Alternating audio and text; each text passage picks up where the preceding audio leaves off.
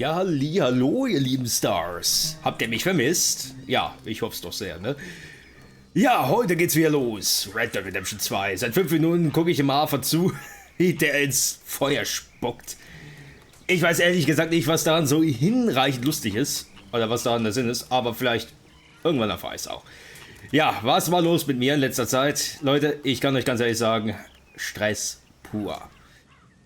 Stress pur. Wisst ihr das? Da hatte ich wirklich Tage, vielleicht sogar Zeit zum Streamen, aber ganz ehrlich, Leute, wenn man erledigt ist, ist man erledigt. Dann macht man nichts mehr. Dann ist man zu Hause und hofft eigentlich nur noch auf ein bisschen Ruhe. Das war bei mir einfach der Fall, Leute. Und ich kann euch wirklich sagen, ich wollte wirklich streamen an manchen Tagen, aber ich sitze dann zu Hause und penne einfach ein. Weil, wie gesagt, Stress, es gibt so viel zu tun mittlerweile. Ach je, oh je. Ich war ja froh, wie ich das Video zu Resident Evil Death Island hinbekommen habe. Das war auch zum Großteil ein bisschen zusammengeschustert, aber hey, ich wollte das Video unbedingt rausbringen. Und es freut mich natürlich, dass es euch so gefallen hat. Und ich hoffe natürlich euch soweit, aber geht's soweit gut. Dass ihr keinen Stress habt, dass alles soweit ganz in Ordnung ist. Aber was rede ich da, ne? Wir alle haben momentan ein bisschen viel zu tun. Liegt am Wetter oder sonstiges. Aber egal, jetzt soll es weitergehen mit Red Dead Redemption 2. Ich möchte gerne mal wieder zurück in den Wilden Westen. Und möchte gerne wieder ein bisschen die Geschichte weiter erleben, ne? Weil diese Geschichte sucht seinesgleichen.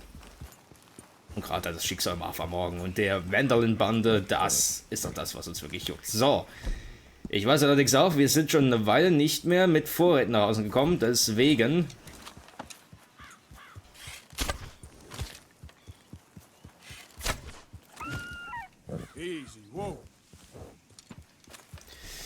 werden wir uns jetzt einfach mal ein paar Vorräte nehmen.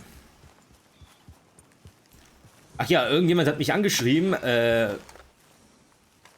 wegen der Frage, wegen dem Lager ausbauen. Kann ich ja gleich mal zeigen. Erklärt habe ich es eigentlich schon, aber macht ja nichts. Ich zeige es ja gerne. So wie ich das halt nun mal kenne. Ich weiß nicht, ob es noch einen anderen Trick gibt. Aber keine Angst, Leute. Ich helfe euch natürlich gerne. Nur, wie gesagt, einen kleinen Moment Geduld. Sonst meckern die im Lager wieder rum. Wo ist das Essen? Kennen wir ja alle, ne? So. Gott sei Dank habe ich meine Pfeile wieder. Ja, ich war auch erst noch überlegen, ihr wisst ja, ich habe Final Fantasy 16 hier, aber ich hab's nur reingelegt und installiert. Ich habe nicht reingeguckt, gar nichts. Ob ich vielleicht nicht das jetzt anfangen sollte, aber ich dachte mir so für heute, ey, kommt, etwas Bekanntes, was ich kenne. Etwas, wo ich einfach jetzt mal abschalten kann. Einfach etwas, wo ich jetzt mal ein bisschen, ja, wo ich auch definitiv weiß, ich habe jetzt meinen Spaß daran und so, ne? Nicht etwas, wo ich mich eventuell aufregen muss oder so. Das will ich jetzt heute einfach nicht, ne? Vielleicht später noch, vielleicht ein Wechsel zu was anderem, aber ehrlich gesagt, ey, wie gesagt, heute soll es mal Red Dead Redemption sein. Einfach genießen. Dieses Spiel jetzt einfach mal genießen. Das soll man natürlich. So, weit weg vom Lager sind wir ja eigentlich gar nicht. Wundert mich also ein bisschen, warum ich da eigentlich mein Lager aufgeschlagen habe. Ich weiß, das mache ich ja immer, weil, wegen dann, ne, Anfang und Ende, dass man da halt weitermacht.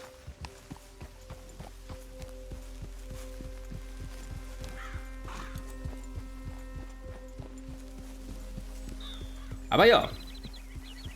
So funktioniert das eigentlich am besten. Ja, wegen... was war es noch eigentlich? Was ich noch sagen wollte. Oh, Billy. Wegen, was war es denn jetzt eigentlich? Was wollte ich denn jetzt sagen? Herrgott, jetzt habe ich es gerade im Kopf gehabt. Ja, wegen den anderen Projekten. Natürlich, da soll es natürlich auch weitergehen. Ne? Ich habe es nicht vergessen. Soll alles weitergehen.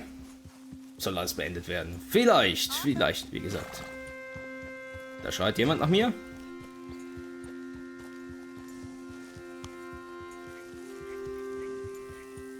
Ich bin da, ich komme nach Hause. Vorerst komme ich nach Hause.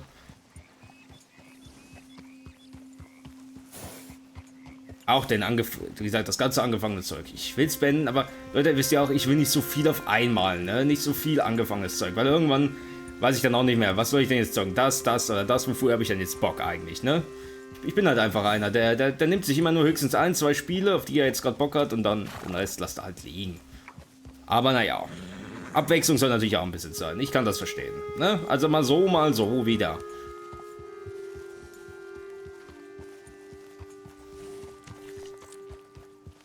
Ja, wegen den Vorräten, da war die Frage, wann, oder wie besser gesagt, bekommt man die aufgefüllt? Man hat ja eben gesehen, Lager, ne? Oben die 3 Symbole, Medizin, Waffen und Nahrung.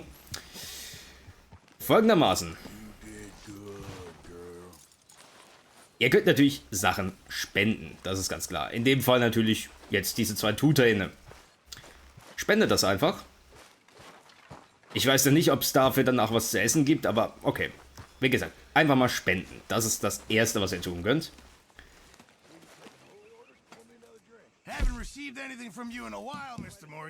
Genau, so, also ihr habt ja dann auch solche,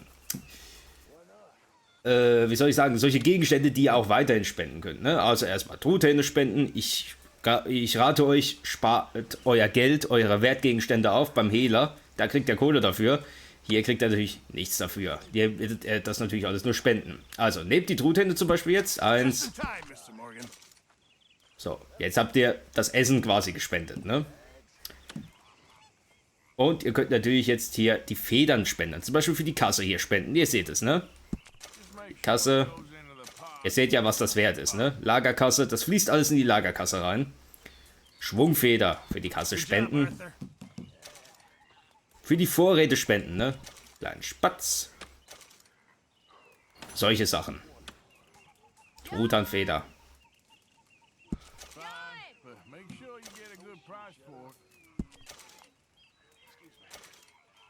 So, jetzt habt ihr quasi Sachen gespendet. Ihr habt Nahrung gespendet, ihr habt Geld quasi jetzt gespendet, ne? Wertgegenstände, wie Truthahnfeder oder so.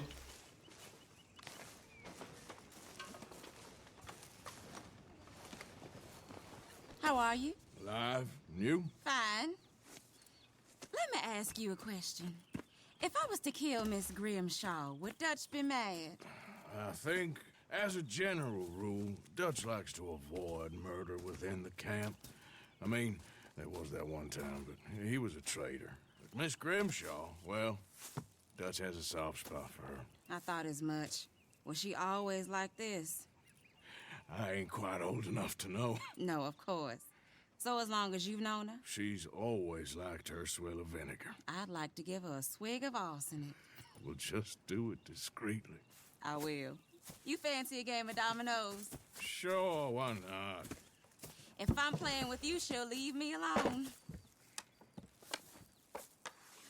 Gut, dann spielen wir eben jetzt mal kurz Domino. Ich habe das eigentlich sonst nicht gespielt. Oh, yeah. I thought something looked different. Well, I stole that one. I'm sure I can steal another easy enough. I'll keep my eye out for you two. So, keine Angst, hier, ich zeige es euch gleich weiter. Also, Steine anschauen, was haben wir denn? Naja, nicht das Beste, aber trotzdem nicht schlecht. Tisch anschauen, da liegt natürlich jetzt gar nichts. Also, einen Stein auswählen. Jetzt muss ich gerade mal schauen, welchen...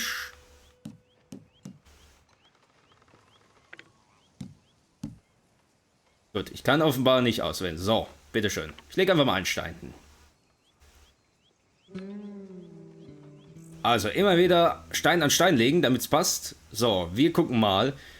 Wir haben jetzt 3, 1. Könnten wir jetzt nehmen. Wir schauen uns mal unsere Steine an. Und wir nehmen hier die 1. Bitteschön. So, die hat jetzt also 5 Punkte erzielt. Was nehmen wir jetzt? Yeah. 4 kann ich nicht nehmen, ich nehme die 2. Bitteschön, da drauf. Nothing on this one. Ganz ehrlich, Leute, ich habe dieses Spiel nie verstanden. Deswegen, ob ihr jetzt gewinnt oder verliert, es macht jetzt keinen Unterschied. Aber damit ich es eben gemacht habe. Komm, was soll's. Leg den da hin.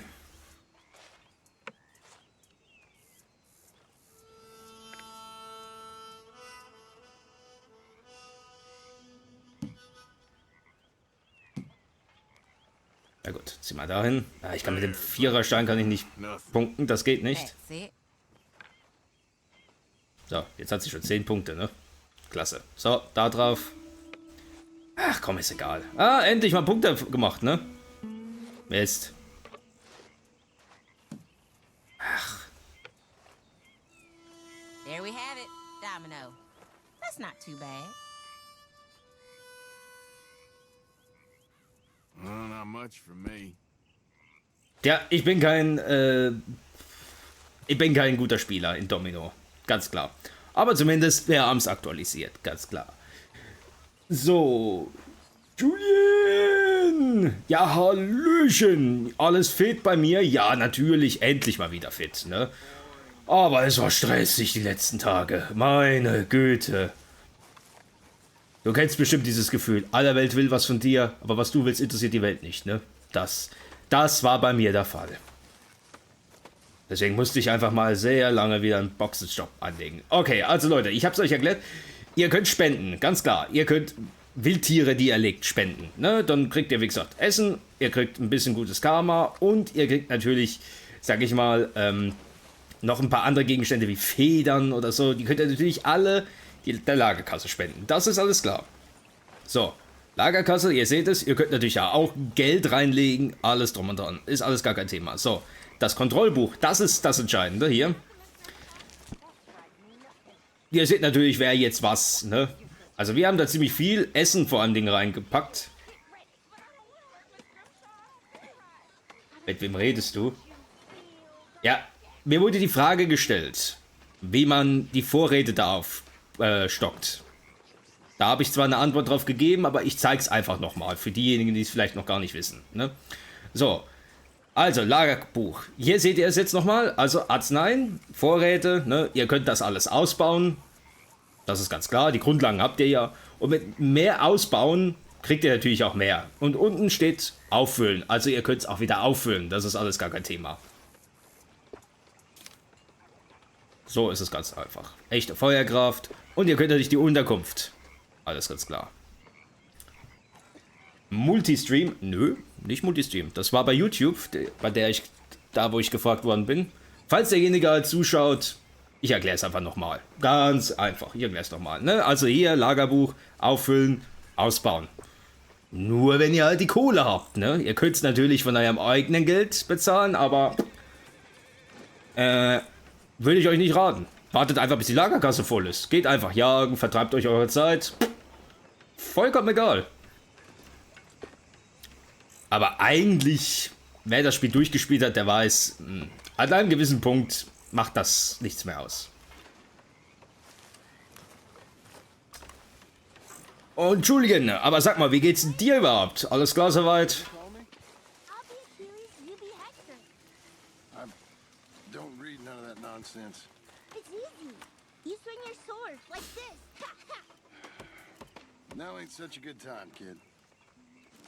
Ach, John. It never is.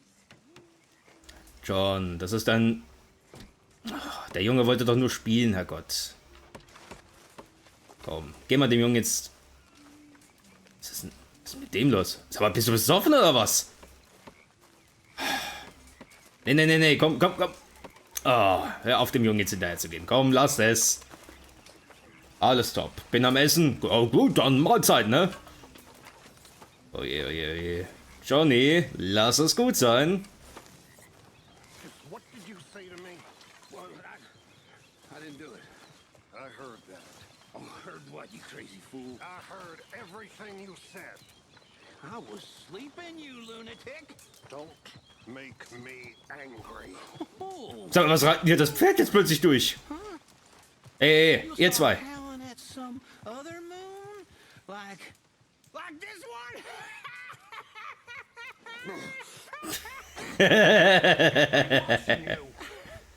Whatever you say. Immerhin, was zum Lachen hatten wir jetzt gerade. So, jetzt machen wir mal mit der Mission weiter. Hey, Morgan, you got any hair pomade? Für was brauchst du jetzt Promenade? Kannst du mir das jetzt mal sagen? Excuse me? You know, hair pomade. No. Well, if you happen to find some. Sure, I'll buy you some hair pomade. Du trägst doch eh dauernd einen Hut, Junge. Da brauchst du doch gar nichts an deine Haare zu klatschen. So, da ist ein Ausrufezeichen. Jetzt will ich mal kurz wissen, was ist denn das Ausrufezeichen hier? Dass man hier im Lager nicht rennen kann. Oh! Sadie! Sadie, was siehst du denn da? Lass mich mitlesen. Das Recht habe ich, weil du hast letztes Mal nur Ärger gemacht. Wo ist sie denn? Ach, da! Achso, manchmal, ich habe ja Gegenstände gesammelt. Stimmt ja. Bitteschön. Bist du jetzt zufrieden? Stimmt ja, man kann ja für die Lagerleute Gegenstände sammeln. Aber vielleicht auch nicht, ne? Hängt halt nur nicht viel. Man macht den Leuten halt eine Freude und kriegt gutes Karma. Wie gut? Also ich bin ein ziemlich braver Outlaw, ne? Ein braver Outlaw mit 110 $ Kopfgeld. So, jetzt aber mal lang genug hier rumgesülzt, rumgequatscht, rumgeblödelt. Jetzt reden wir mal mit Dutch. Was will er denn von uns? Der neue Süden. It's funny, us ending up down here. My daddy died in a field in Pennsylvania, fighting this lot. I ever tell you that? Many times. I see I'm boring you, Arthur. Worrying me. We lost men back there. We have lofty goals, Arthur. We're trying to reform society to a kinder, truer, better way. Now, of course, there's gonna be casualties. We're thieves in a world that don't want us no more. We are dreamers in an ever duller world of facts. Now, I'll give you that, but come on. We got the day. Also der macht's einen schon nicht leicht, ne? Der motiviert einen schon. Says that there's a creek around here. I reckon it's full of fish.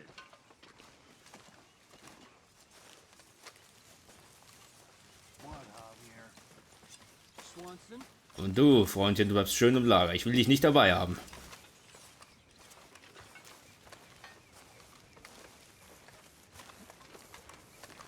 Der Maika. Der Maika. Ich sag's euch, Leute. Nee. Niemals wieder reite ich mit dem hier hinaus.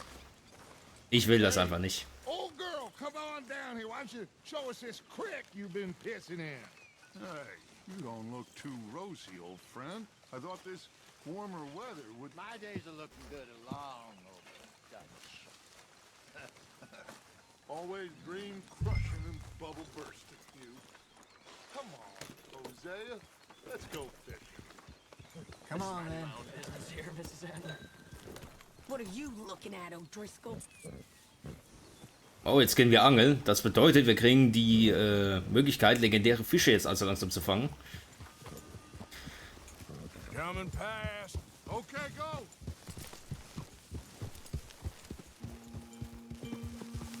Why don't we just fish here? There's a whole lake of them.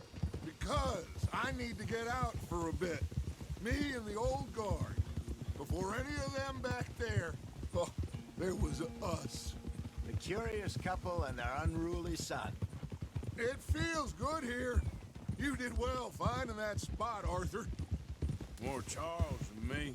It's like I can breathe again, thick and soupy as this air is. Might even do your whistling pipes some good, Hosea. I was once in this country with Bessie. Feels like a lifetime ago. It was a lifetime ago. But what a life we have lived, how well we have fought, especially both of you. I hope so. But now, when things are desperate, we have to stick with the plan. Make enough money, then find somewhere where nobody will find us. Where we don't have to hide. Like where? I got some ideas hatching, but I need you with me, not against me. Both of you. Of course. Still, we do need money. So keep a low profile, especially in the local town. After Valentine, I want everyone on best behavior here. No trouble. Ja, ich Start versuch's. turning over the soil and the rocks. See what turns up. Dutch, we've got to be discreet. Imagine what a slew of rich simpletons there must be down here. Oh, this is perfect for you, Hosea. You'll be able to play them like a fiddle. Nothing would give me greater pleasure, but No buts. Not today. We fish and we enjoy the day. Looks like law up ahead. Play it cool. Ja, das kann jetzt was werden, ne? Einfach nur angeln. Wird schon zu einem Problem.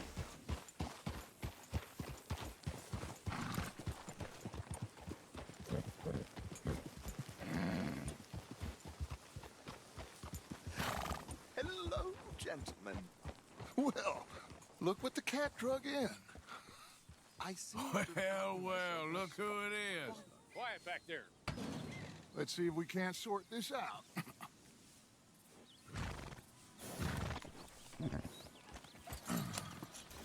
How are you, boys? Fine.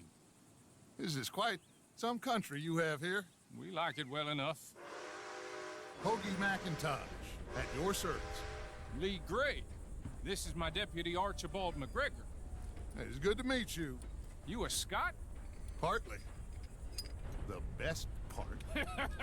Of course. Now, tell me, sir, what did the silly, fancy fop back there do?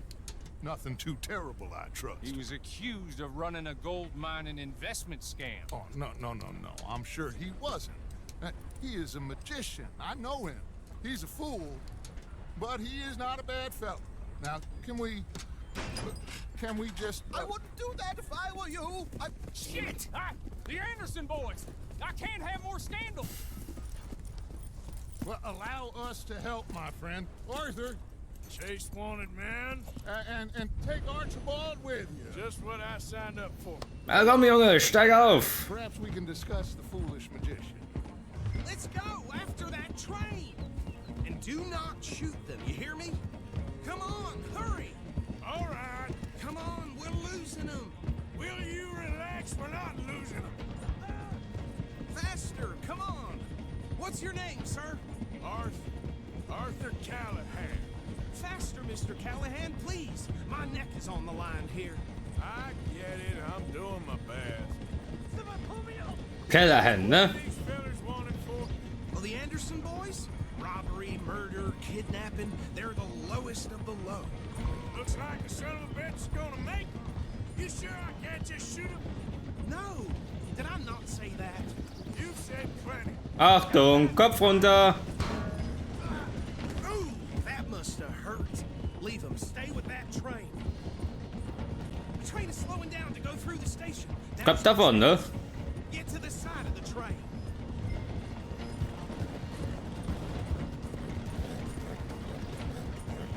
See the flat carriage? Head for that. Get us as close as you can. You think you can jump on there? Me? Why me? Because you ride like my grandmother. Oh, Cop bastard! I didn't do nothing! Damn you! nicht würgen. So, bitteschön, der nächste. Und nicht feuern. Running ain't gonna help. Moment mal. Was war da eben? Dosenobst. Komm. Das Obst muss ich noch einsammeln. Come on, Mr. Callahan, I'm relying on you.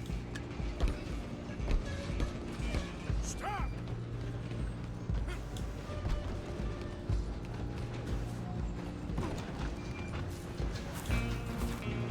So. Bastard! Damn bastard! Get the hell away from me!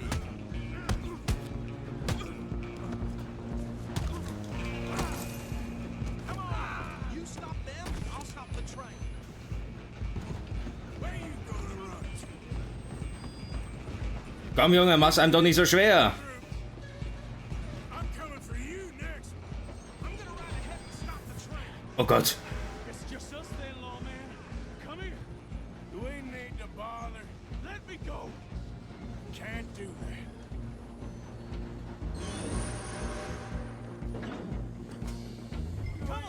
Come on. Just don't kill him.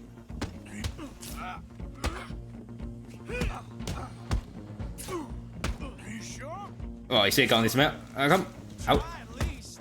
As it might be, do not kill him.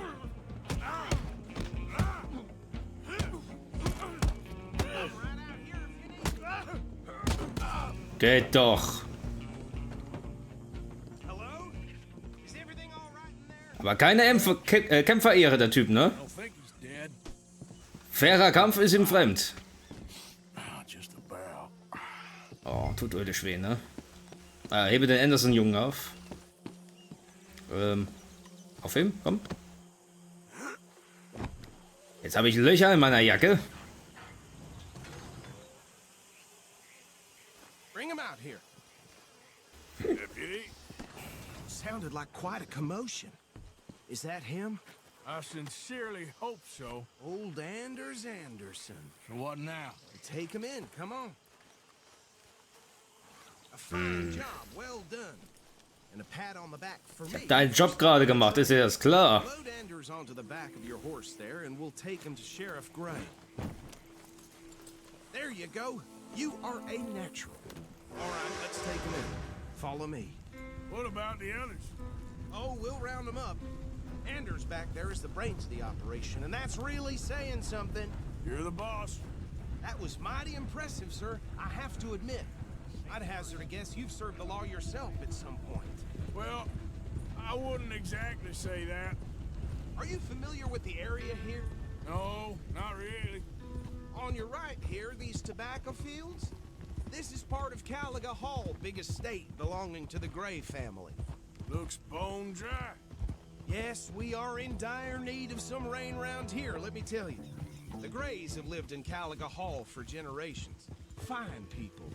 My family's been working for them for years. Sheriff Gray's the one I know best, of course, but they own half the businesses in town. Which town? Rhodes, sir. You don't know it? Where we're headed right now. Ain't what it was before the war, but it has its charms. I'm sure you already know of the Braithwaites. Like I said, just got down here. Another big family in these parts. They have an estate west of here. Awful people, truly awful. They've been fighting with the Grays for as long as I can remember.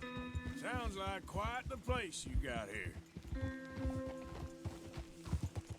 So, viel geredet, viel geschnattert, viel irgendwas, We're gonna ne? bear left here. Wenn möglich, links abbiegen. Nach 300 Metern haben sie ihr Ziel erreicht. Ja, und ich darf keine Schusswaffen benutzen, gar nichts. Ich darf hier keine Unruhe stiften. Also, wenn mir einer blöd kommt, muss ich ihn verprügeln. Aber selbst das darf ich ja eigentlich nicht mal, ne?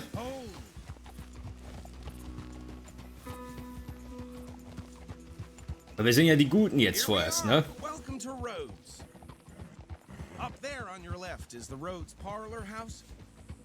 Very reputable saloon owned by the Gray family. We also have a general store, gunsmith, post office, train station, of course. What more do you need? Very little. Oh, good, they're back. And that's your friend, right? Yep. Okay, we're gonna stop just ahead on the right, outside the sheriff's office. Can you grab Anders off your horse and carry him in for me? Gut. Das mache ich sonst nicht alles für dich, Sooner ne? you get him off your horse, sooner we can get him in a cell. Bring him in so we can show Sheriff Gray. Ja, schon gut. Ist ja gut. We got him. Very good. I told you Arthur would deliver. Man has a passion for justice. That's wonderful. So, about my friend here, Your idiot friend is free to go. But no more trouble from you, partner. I promise you this was all just a big misunderstanding. However, I want to thank you from the bottom of my heart. Now, I'll pretend to appreciate that. Mr. McIntosh, it has been a real pleasure. Was? We're mostly good citizens of Rhodes. We welcome you. Well, we're just honored to be here. And make your friend behave. We got enough trouble from some of the residents, old-timers who've gone, sadly, to seed and lost their dignity. How terrible. Come along now. I will keep this fellow on the straight and narrow. Come back and see us sometime soon. Excuse me, gentlemen. Bo, these better be ugly rumors. Is it true you were seen talking to that wretched Penelope Braithwaite? I can't thank you enough. Where have you been? Around. And where you staying? I'm renting a caravan on the edge of town behind the church. It's horrible, but no one comes looking. The whole town is trapped in this interminable feud between the two families. His lot, Gray's, and Braithwaite's. Interesting. Two old plantation houses, and falling out over rebel gold, and marrying cousins or not marrying. Arthur, Jose, you start poking around. See what you can find out about that. I have missed you, boys. I've heard about bounty. Well, there's been a price on my head for 13 years. It'll take a month to find us down here, and it seems like we can have a little sport. Well, they're good bounties. Where you hear this? Some fellas I met at a camp near the state line said there was talk of it in bars in the north and west for 500 miles. There was talk of super agents, some said. Super agents. I'd love to meet one. It's just talk. I'm sure it is, but I couldn't not tell you. Stay out of trouble. Thank you, gentlemen.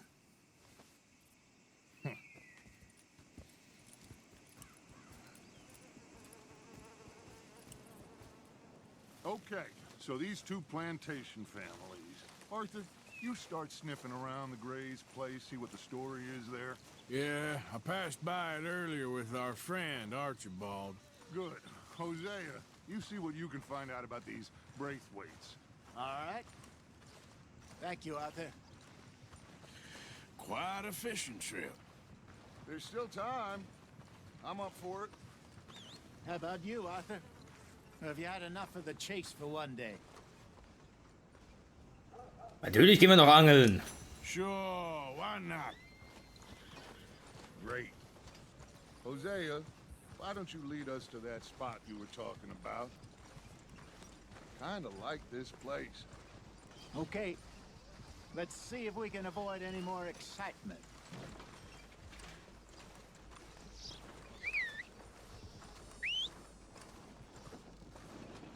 Ist ja klar, wie soll man sonst die legendären Fische denn fangen? I'll just get a shipment of rubbers, if you're interested. Reusable, too. All right, gentlemen. Follow me. So, und damit wir natürlich vollständig sind, den Hut.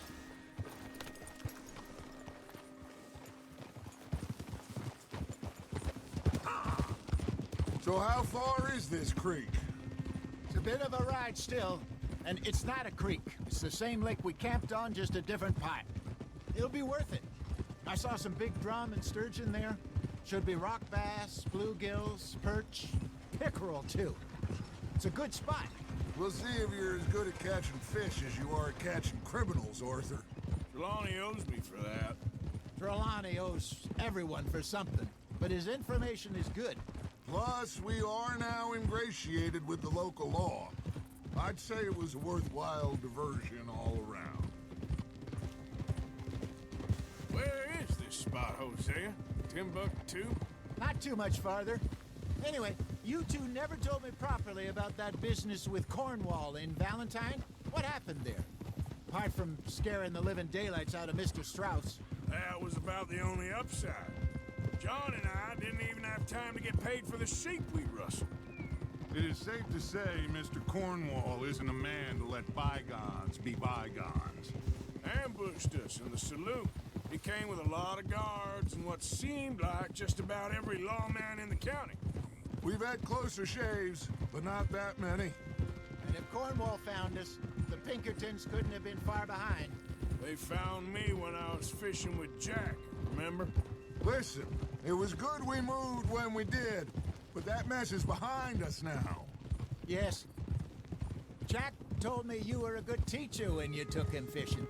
I said he must have you confused with someone else. Schluck dich nicht. Very funny. Der hat ja kaum Luft bekommen, ne?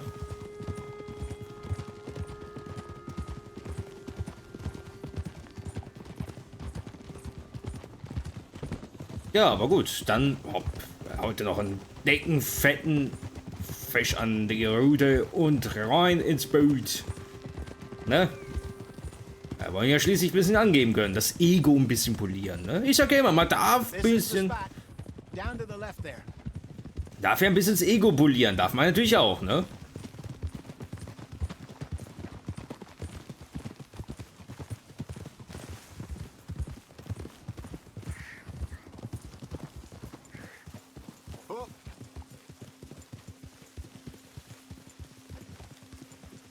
I saw some boats around last time. Be good to get to deeper water. Ja, wo ist denn das Boot? Yes, over there on the shore. Ah.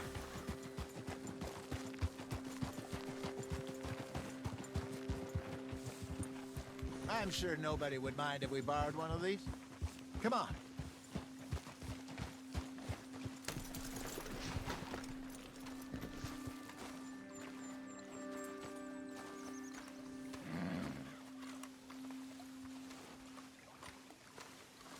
All right. This looks like a fine vessel. Okay. Come on, Arthur. Ja. Get her in the water. Ja, jetzt wird wieder in die Hände gespuckt, ne? Feeling about fishing here. It's supposed to be some incredible sturgeon. Okay, here we go.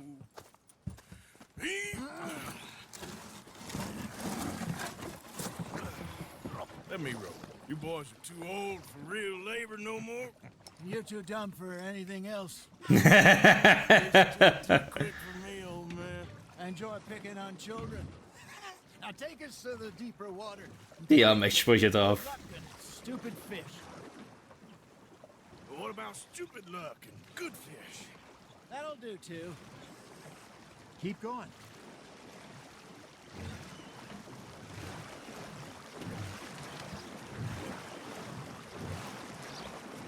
Land in Sicht. Land in Sicht, ne?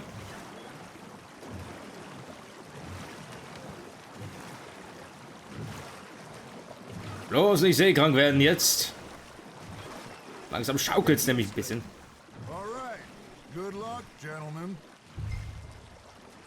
So. Should really come here at dawn or dusk. That's when you catch the best fish. We should use a lake lure. That'll give us a much better chance of hooking something big like a So. sturgeon. Da haben wir Scheitenhaken dran.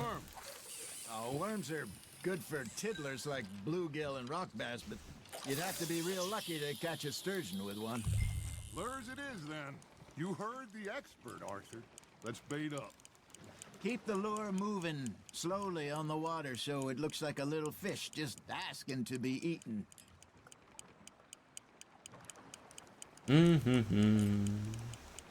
Da geht es ab.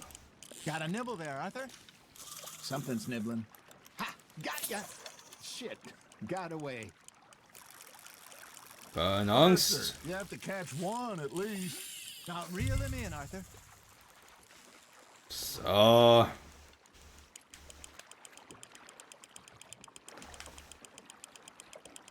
They're nibbling. There he is.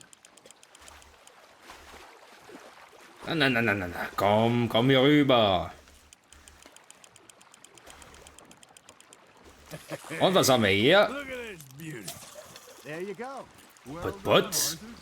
They can grow a lot bigger than that. Stahlkopfforelle. Once saw a monster lake sturgeon near the mouth of the river, just southwest of Saint Denis. Schön baden. Pounder, he reckoned. I would like to see that. Hey, Hosea. Remember that time we sent Arthur out fishing? He came back with 3 beautiful bass. Not this again. I think I do. Oh, yeah. You do. He was maybe 20. 21. Walked in all full of himself. We had a big feast. Toasted him all night. This was 15 years ago. Oh, I remember now. Then, the next week, Arthur and I are at the market, and Fishmonger calls out, "So how did you enjoy those bass?" You can fish, or you can go drinking all day, rob someone, and buy some fish. Da hat der gute Hafer keinen Fisch gefangen und ist dann eben zum Fischhändler. Nice one. Was haben wir jetzt I used to hier? go fishing with this feller back in the day. Wesley, his name was. Ein Real Schwarzbarsch. miserable bastard, but he loved to fish. We go out all the time. Den behalte ich auch. One day, we were river fishing when we see a funeral procession going over the bridge, and out of the blue, Wesley stands up, takes off his hat, bows his head. Then he sits down, picks his rod back up, and carries on. Doesn't say a word. So I'm a little surprised and say, Wesley, that was nice of you. And he replies, well, felt I had to. After all, I was married to her for 30 years. Oh, there he is. Oh, dear God. I might swim to shore. Just gotta reel him in now, Arthur.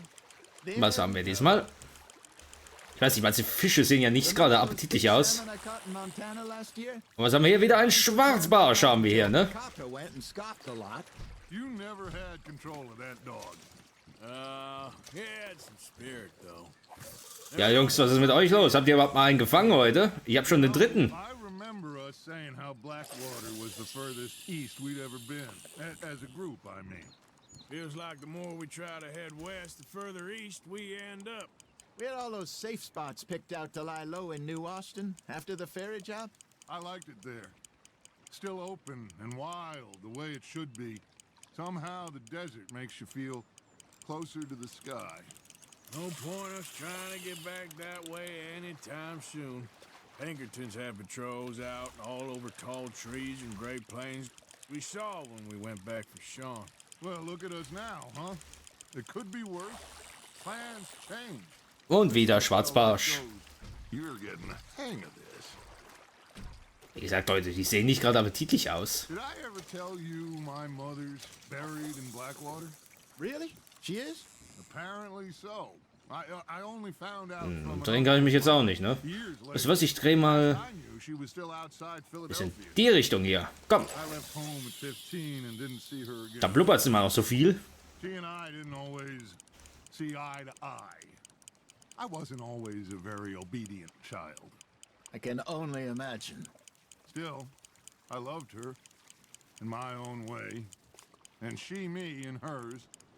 Somehow, even from the grave, she managed to have the last laugh. Fish on the line, Arthur. Oh, ja, ja, der kommt auch mit. Na komm, mal darüber. So. Und was haben wir jetzt? Oh, ich glaube, jetzt haben wir was anderes. Ne, jetzt haben wir wieder. Was ist das jetzt für einer? Ein Forellenbarsch. Aha. Keeping that one, eh? Wird behalten. Kommt ja alles im Lager zu gut, ne? So, jetzt gehen wir mal ein bisschen mehr in die Richtung.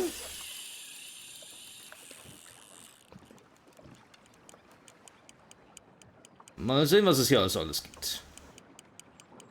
Ich weiß ja noch, in der Nähe vom ersten Lager, irgendwo bei Valentine, da gab es einen Fluss, da kann man Rotlachs. You got a bite there, Arthur.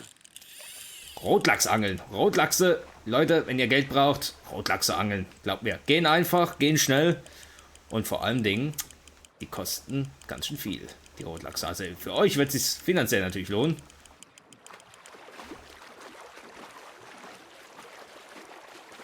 Und in der wilden Natur, in der realen Natur wissen wir ja auch, Bären stehen ja total auf Rotlachs. Good job, Arthur. So, was haben wir jetzt wieder? Jetzt haben wir wieder ein Barsch und ich glaube ein Schwarzbarsch, ne? Ja. Die Forelle. Keeping that one. Ja, sorry. So ist es halt mal, ne? So ist halt Mutter Natur. Geht nicht anders.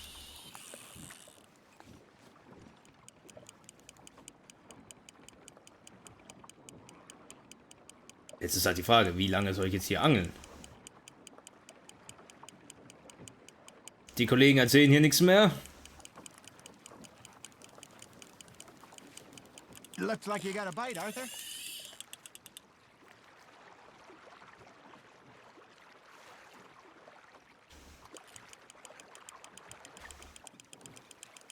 Aber man sieht ja auch, ne? Im Wasser, da tummelt es sich noch. Oh, Achtung. Oh, ich glaube, jetzt habe ich wieder eine Forelle dran. Jetzt habe ich eine Forelle dran. Komm, mal wieder eine Forelle. Eine schöne Forelle hier. Auch was Schönes. Stahlkopfforelle. Halt dich. Aber ihr seht natürlich auch, das bringt ordentlich, ne? Das Leben dann. So, ein noch und dann höre ich auf mit dem Angeln. Dann haben wir ja erstmal genug geangelt. Ja, und die anderen beiden nicht ein Fisch, ne? Ich hol's euch alle weg.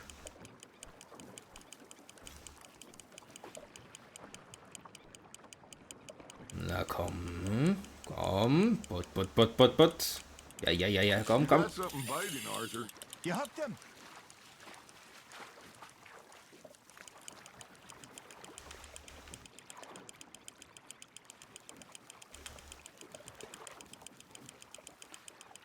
Well done.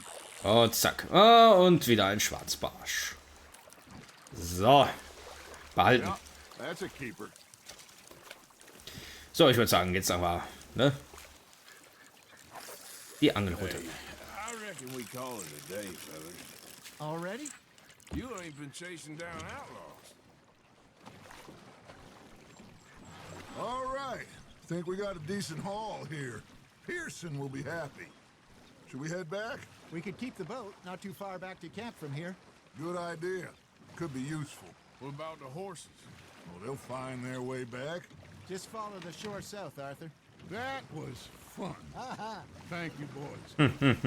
Now, Hosea, Yes. how about a song? Okay. All right, I got one for you. I asked that gal to give me some. I asked that gal to give me some. She says, wait till the taters is done. I couldn't wait till the taters was done. I couldn't wait till the taters was done. Threw her on the floor and I knocked off some. I wish to God I'd passed her by. I wish to God I'd passed her by. Taters got burnt and so did I. That was pretty good. But you know, what song we should be singing? What? Well, look at us. Three mariners. Ah, of course. Well, we three poor mariners newly come from the seas. We spend our lives in jeopardy while others live at ease. Shall we go dance this round? Shall we go dance this round? And he that is a bully boy, come pledge me on this round. We care not for the martial men that do our state's disdain, but we care for the merchantmen that do our states maintain. To them we dance this round. To them we dance this round. And he that is a bully boy, come pledge me on this ground.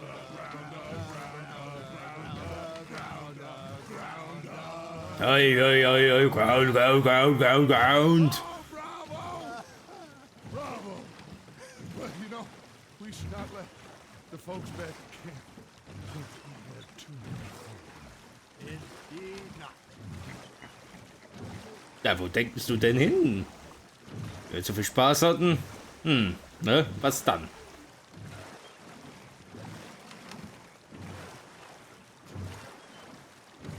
Aber das Singen, das üben wir nochmal.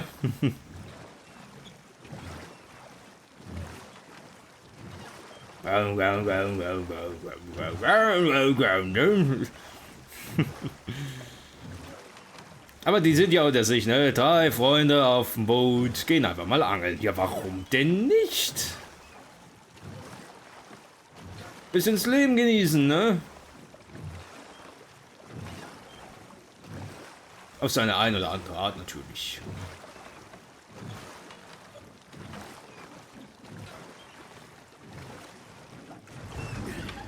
So. All right. think I mean, we Ja. gonna be okay. I know. Oh, I always know.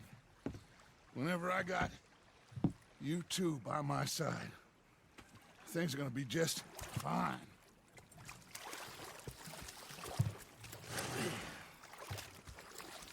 This place will be good for us. For now, anyway. I hope so.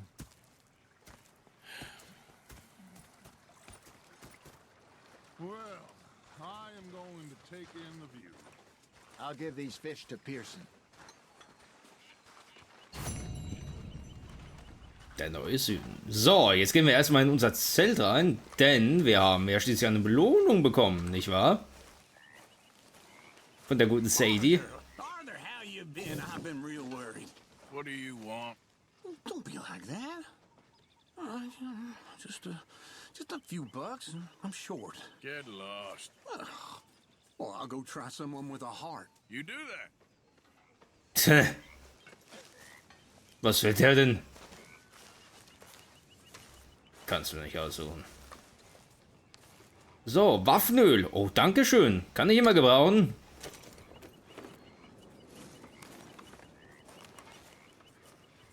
Zeitung ausschnitt. Erster Banküberfall. Tja, das ist ja klasse. Dankeschön. Es erfüllt mich mit Stolz. Vorerst.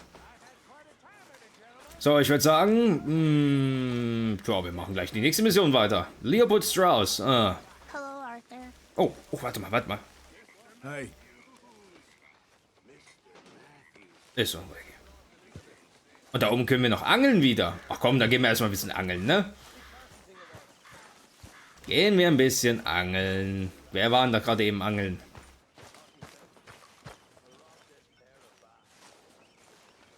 What you doing?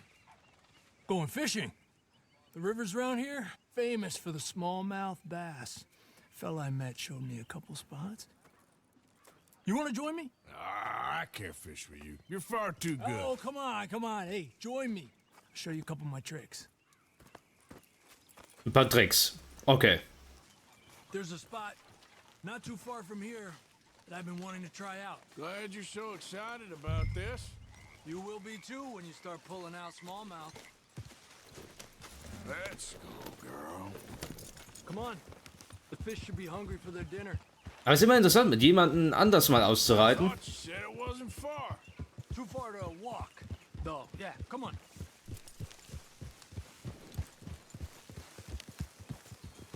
Jeder Charakter hat ja irgendeine Besonderheit an sich und deswegen macht es einfach mal Spaß, mit jedem mal so ein bisschen was zu unternehmen. Been a while since we rode out, just you and me. Probably since we went looking for John on the mountain. Already seems long ago. How you feeling about everything? Been a strange couple of months. Hey, you know, I can't even return to my country because the price on my head is so big. This is nothing exactly new to me. And I'll always be loyal to Dutch. He sees the world the same as I do. If we have to fight, we'll fight. If we have to run, we'll run. If we must die, we'll die, but we'll stay free. And Dutch, you don't feel like, well, that he's doing things a little differently now? You saw what happened with that girl on the ferry. No fight, good or bad, is won without blood. I know that better than most. I think too many people are focusing on Dutch when they should be looking at themselves. What they could have done better. Maybe you're right. We'll cut through to the right here. Ja, die stehen alle loyal zum Dutch gegenüber. Und am Anfang sind wir auch wirklich so. Ich bin auch immer noch der Meinung, ich stehe loyal gegen ihn. Gegenüber. You mean the Lanahassee River? No. The Lanahatchee. It runs right near here. Yeah, but it's pronounced Lanahassee. Why is everything in English said differently than it's written? Make us feel stupid? Oh, you're asking the wrong feller. Ja, keine Ahnung. Aber ich muss sagen, wie gesagt, im Lauf der Geschichte wird sich das etwas ändern.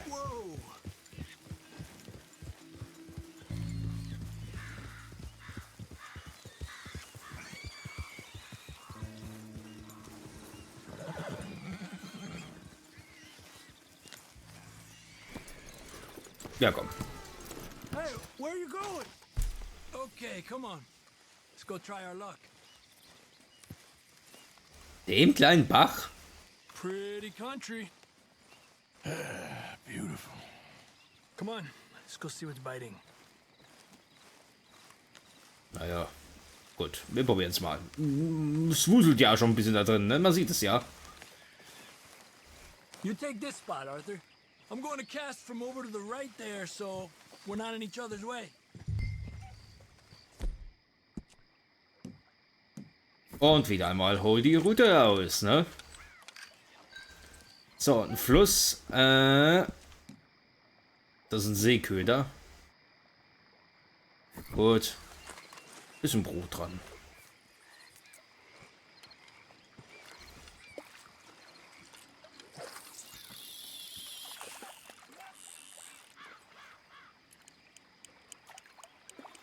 Ja, jetzt wird's dunkel.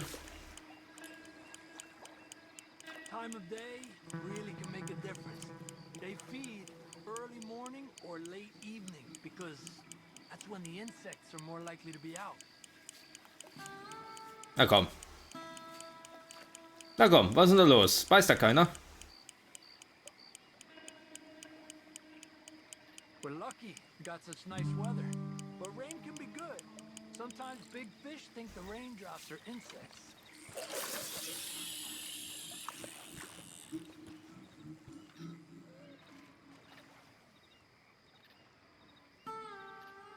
Well, I guess it's still relaxing even if I don't catch anything. Sort of like staring at the sky. It's your bait, I think. Come use some of mine. Oh, it's not the bait. It's me. I've always been a poor fisherman, especially compared with you and Hosea. Just try some of my here. Also Crickets. Grillen. Thanks. Gut. Gut, haben wir mal ein paar Grillen dran.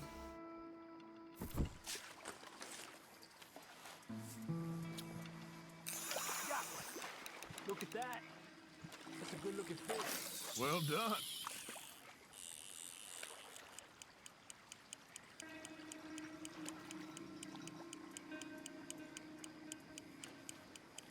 Okay, let's try for another.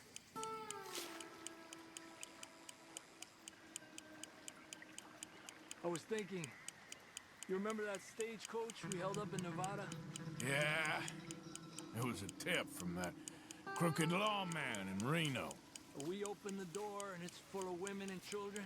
Rich, but women and children. So we let it go and read in the newspaper that... Ja, nichts beißen. Gibt's doch nicht. killed them all the next day, further down the track. Yep. You know, way back in the day, Home O'Driscoll and Dutch were sort of friends. Friends. Well, not friends, but they had an understanding. Then Combs' mean streak got meaner, and Dutch wanted to try to live a different way. And now, here we are.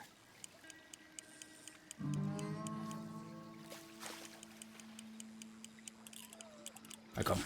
Endlich!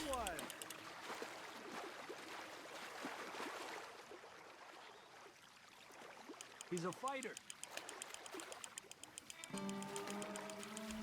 He's small, but might make a nice meal. Ja, schon, das wird nie was hier. Und wieder ein Schwarzbarsch. Lucky.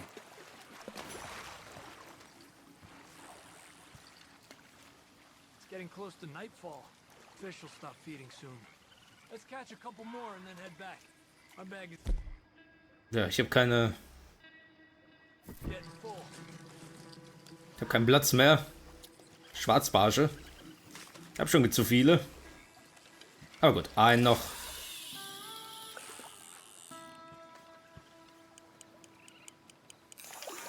Another one. Come on. Look at that. That's a good-looking fish. Well done. Na komm, weißen, gut. Another one. Good job, Arthur.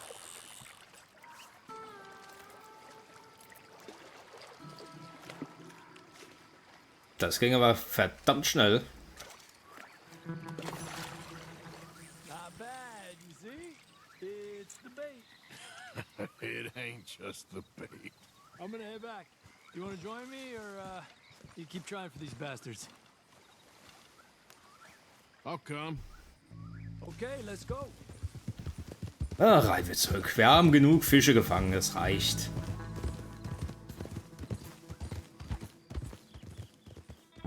Aber war natürlich auch immer schön, ne? Dass solche einfachen Missionen doch so viel Spaß machen können.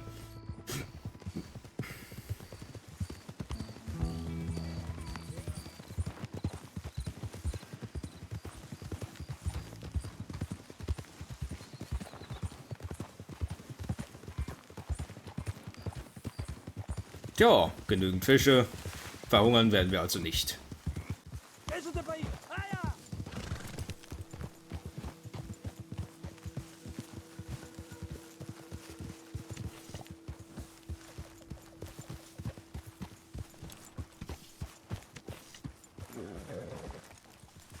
So.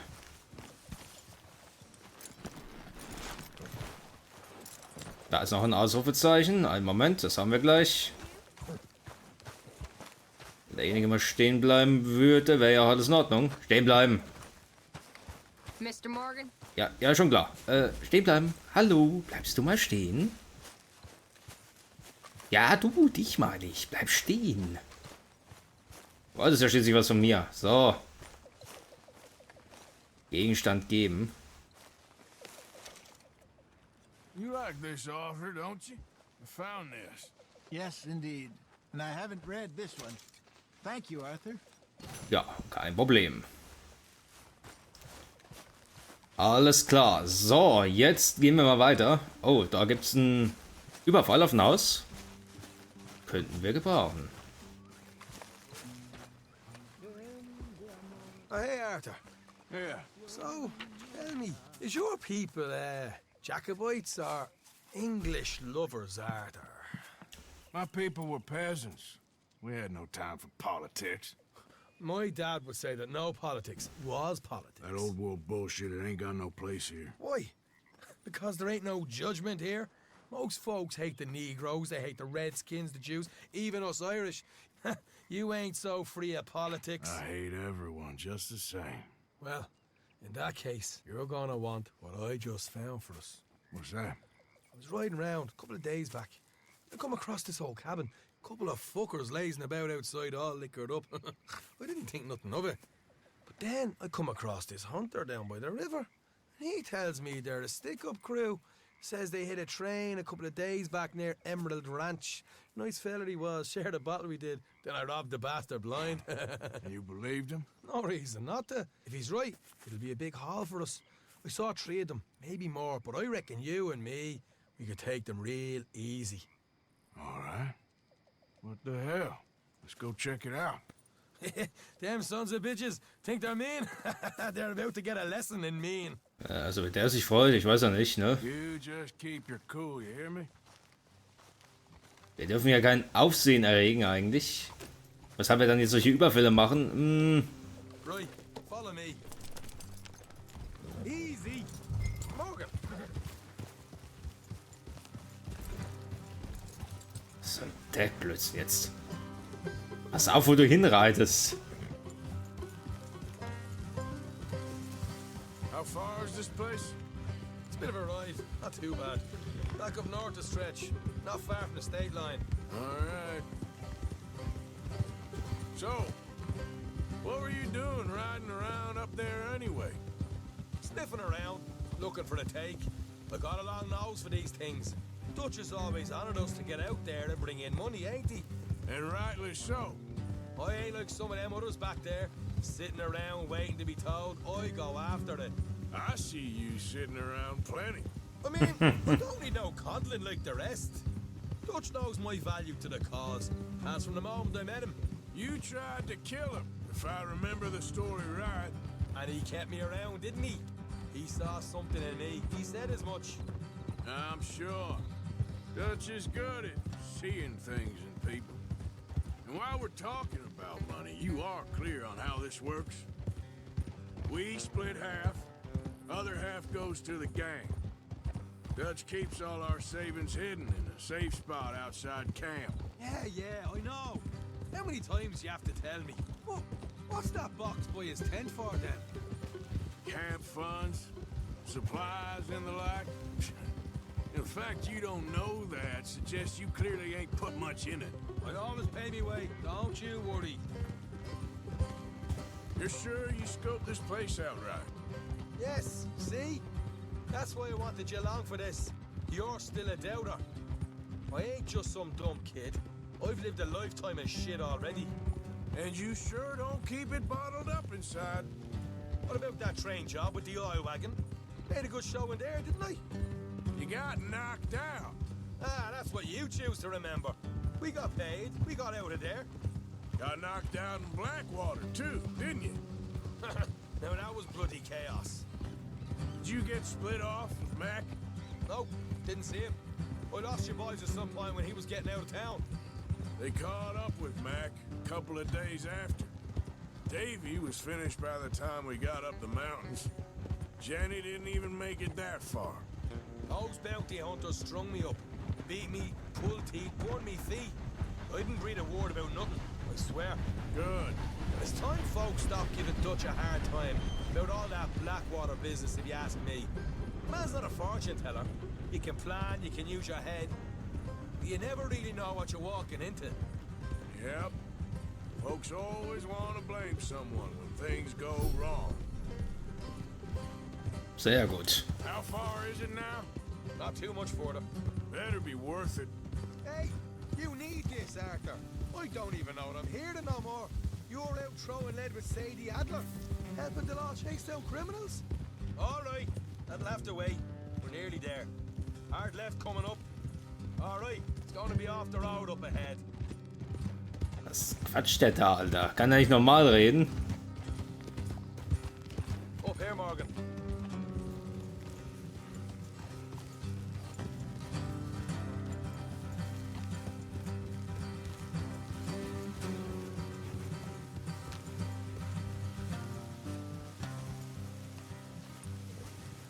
Let's leave the horses here and go the rest on foot. I want them to hear us coming. Here, I'll deal with them. Let's make sure we keep one of them alive to tell us where they stashed the money. Hope you know what you're doing. Ich hoff's auch, denn ich vertraue ihm nicht so wirklich.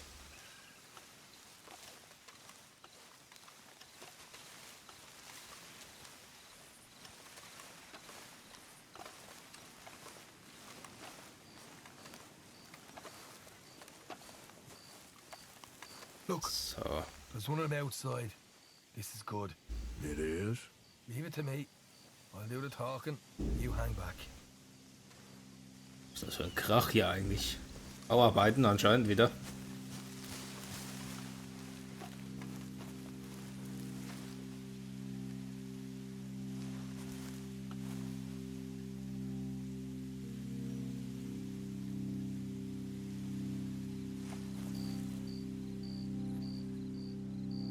Hey there! I want to give you about 5 seconds to get the hell off my property, boy. Look, don't want no trouble. Just thought you might like to know we passed a big posse of lawmen headed this way. About a dozen of them, coming up east. What? Where? Right here. Head up, Arthur. Here come the rest of them. Watch it! They're coming out!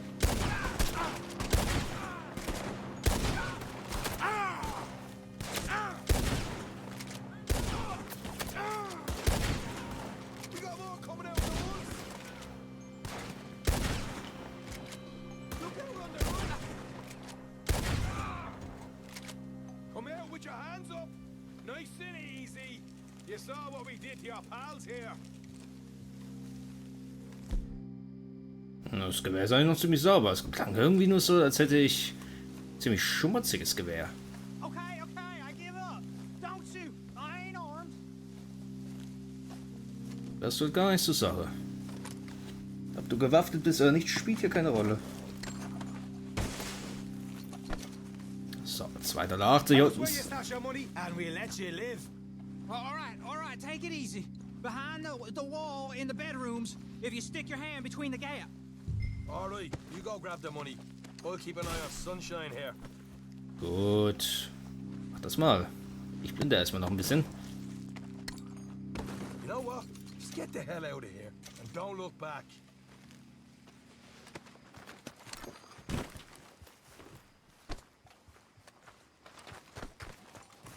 Da sind einfach laufen. Der tut keinem mehr was. So, here we are. We got some good stuff. Why don't you see what else you can find, Sean? Oh, Käse. Gesalzenes Fleisch. Und ein bisschen Kentucky Bourbon. Told you we'd take him, no problem, didn't I? You did good. Let's see what the pay is first. Dug this up all by myself. A proper lead. All right, all right. You heard him, right? He said the stash was behind a loose board in the bedroom. Schön. $12 gewonnen. So, da ist ein Kästchen. Find anything yet? Don't want to overstay our welcome, do we?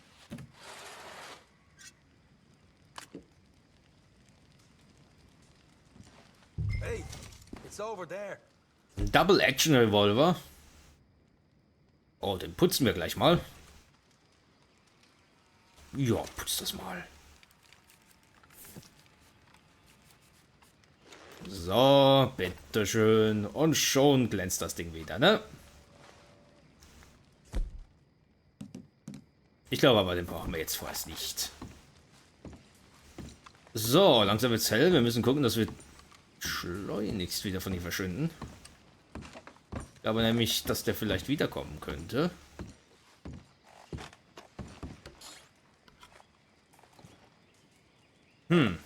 Da ist nichts. Oh, schwarzgebrannter. Das ist gut. Den können wir nehmen. Komm, nimm's mit.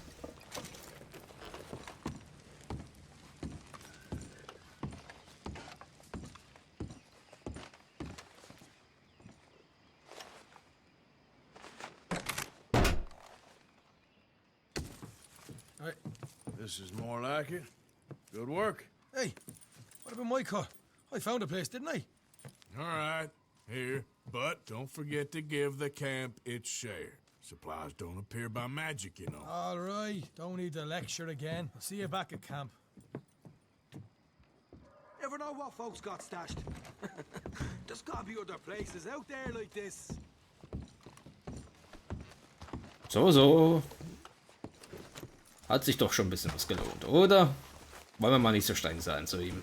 Gut gemacht.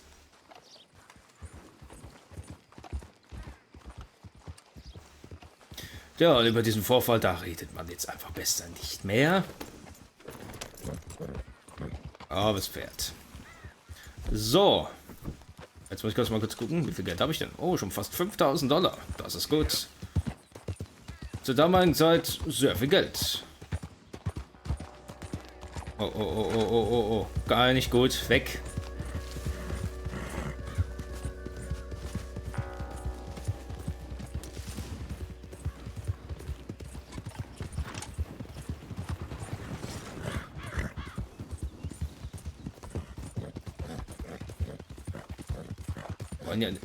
Was ist denn jetzt los? Ist das... Warte mal. Oh, jawohl. Das ist geil. Die Fragezeichen sind immer geil. Was ist das? Was ist das im Zirkus? Oh Gott. Leute, wer die Mission gespielt hat, der weiß, wie geil das ist. Das ist so abgefahren und durchgeknallt manchmal.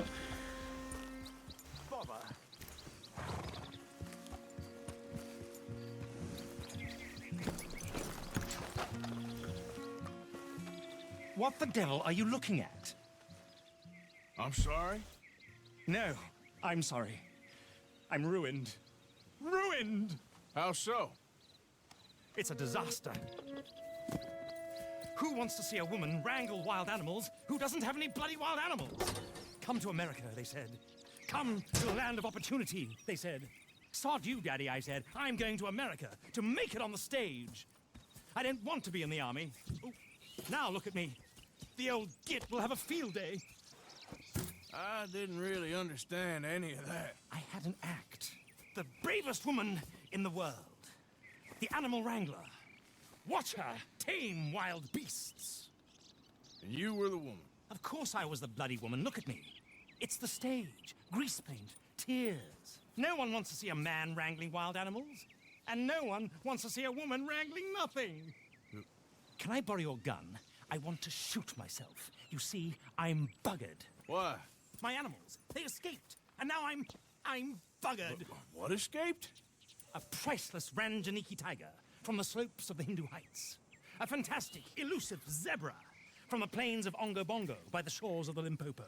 And a magnificent lion from the grasslands of Tanganyika. Yeah, I see your problem. They're pretty hard to come by around here. Listen, friend. Help a fellow out, would you? I'm beyond desperate. If you see any of them, will you bring them back here?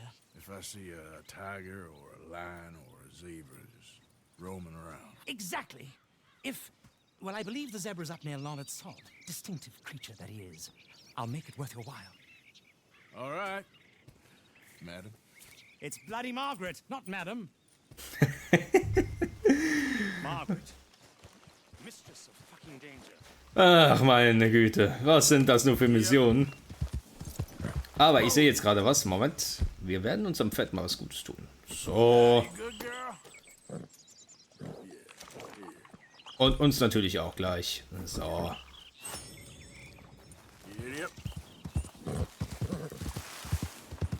Wir könnten eigentlich auch unser Lager aufschlagen und was essen, aber ich bin jetzt gerade in der Mission. Das geht nicht.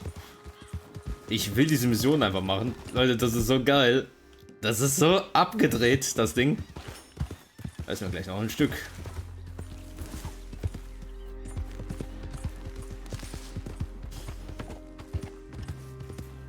Die wirken zwar auf der einen Seite ein bisschen wie ein Fremdkörper, aber wie soll ich erklären?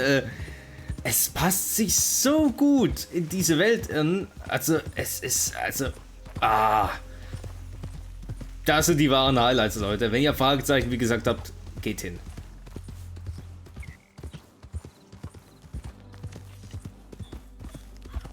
Ach, nur $60? Das ist alles? So, ich muss also ein Zebra finden. Wo ist denn das Zebra?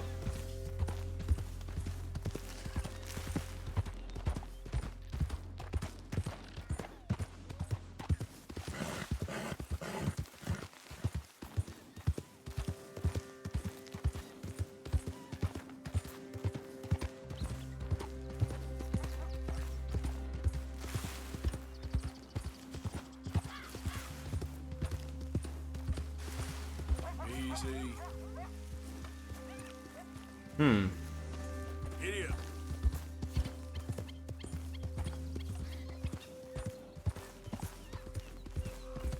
Achso, nein, das ist nichts.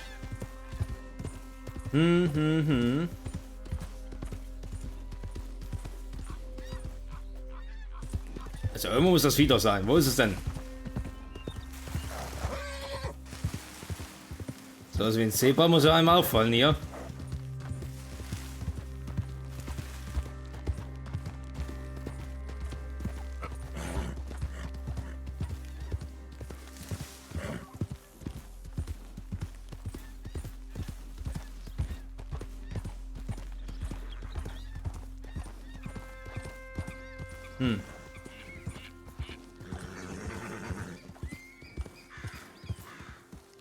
Da ist auch noch was. Ach nee. There we go. Look here. What they done to you? Whoa there. Easy. Whoa now. Easy. Easy. Whoa. Das ist ein Maultier, Herrgott nochmal. Und ein Zebra gesehen und richtig gemacht. Easy, it's okay. Your stripes better not rub off on my pants.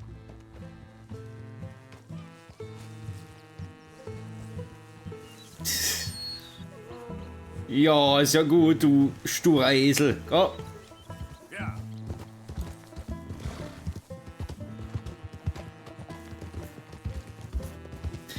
Man mag jetzt nichts dazu sagen, oder? Es ist... Ja, ne? Eine Kuriosität.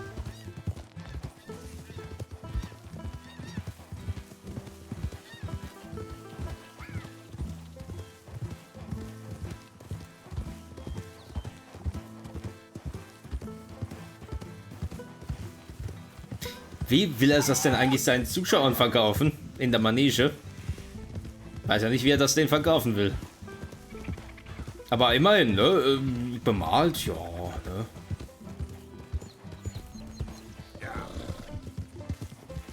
Weil ich kenne mich jetzt nicht so mit Tierarten aus, aber ich weiß ja irgendwie, Pferde und Zebras sollen ja irgendwie miteinander verwandt sein, ne? Und der Esel gehört ja irgendwie auch ein bisschen mit dazu. Also die haben alle so eine Verwandtschaft an sich, aber ganz sicher bin ich mir da jetzt auch nicht.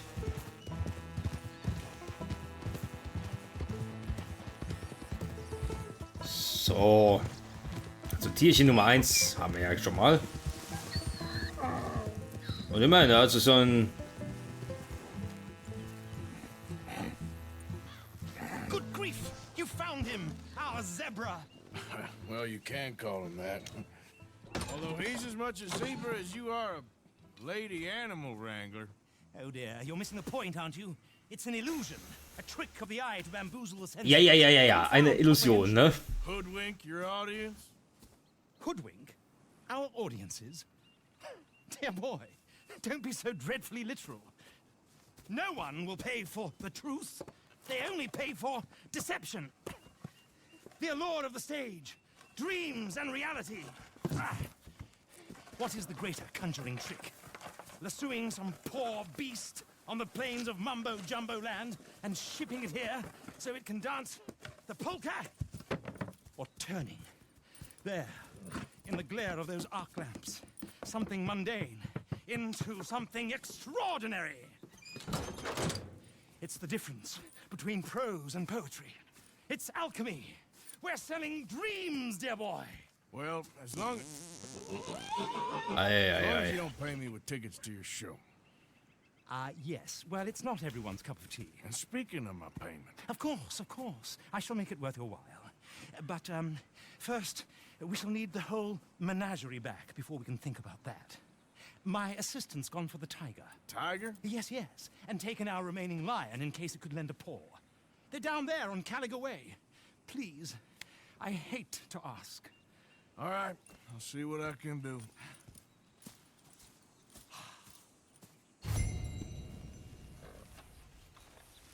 Ja. Also, eins haben wir ja schon mal. Wisst ihr was? Ich mach das jetzt einfach weiter, Leute.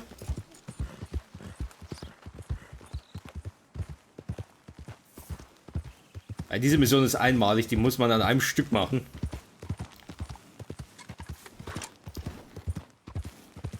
Und überhaupt, wann bekommt man mal ein maulendes Zebra zu hören, ne? Oder zu sehen, besser gesagt, ne?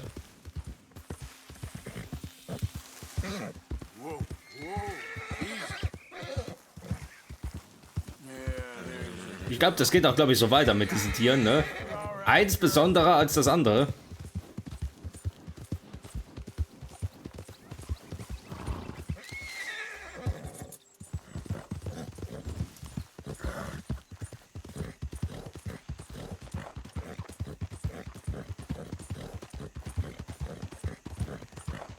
Ah, da sind wir.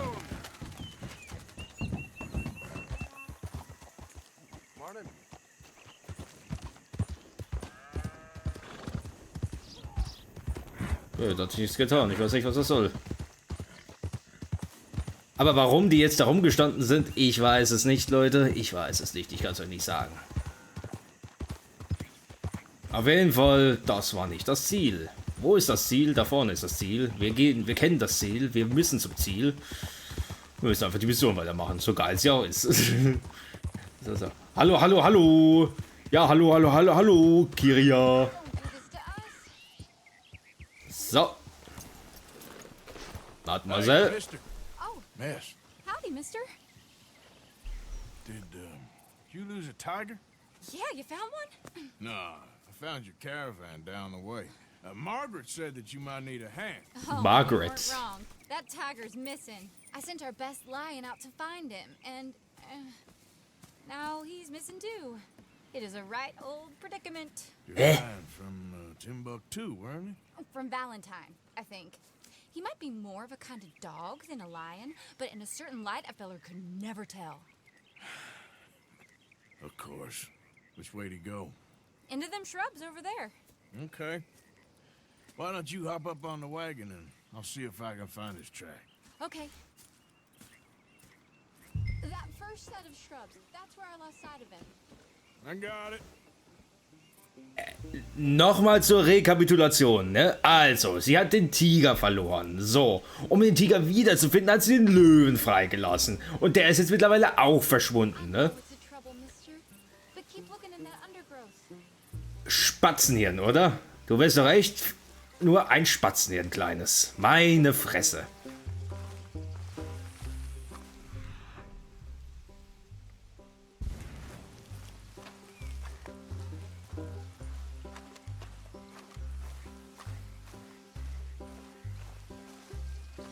So. Got the trail. These are paw prints. So, ja, wir folgen dem Ganzen jetzt einfach mal.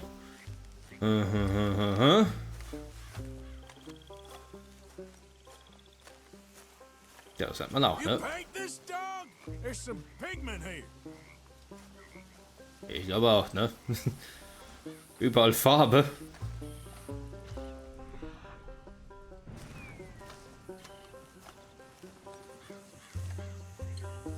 Looks like blood to me. Shit. Okay, wenn jetzt Blut kommt, dann wird's kritisch.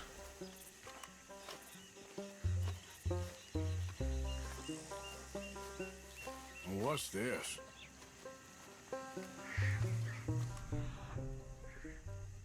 Oh.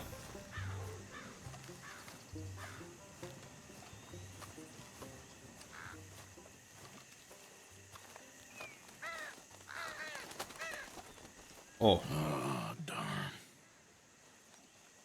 I found your dog. Ex-dog, ex-lion. Alter, wer fällt auf sowas denn rein? I think a cougar took him. That'd be Stripey. And I always thought they got along. Your tiger is a wild cat? Uh-huh. What else? You still need it back? Oh, yes, sir. She's our star attraction. Well, let's hope it wants the other half of its dinner.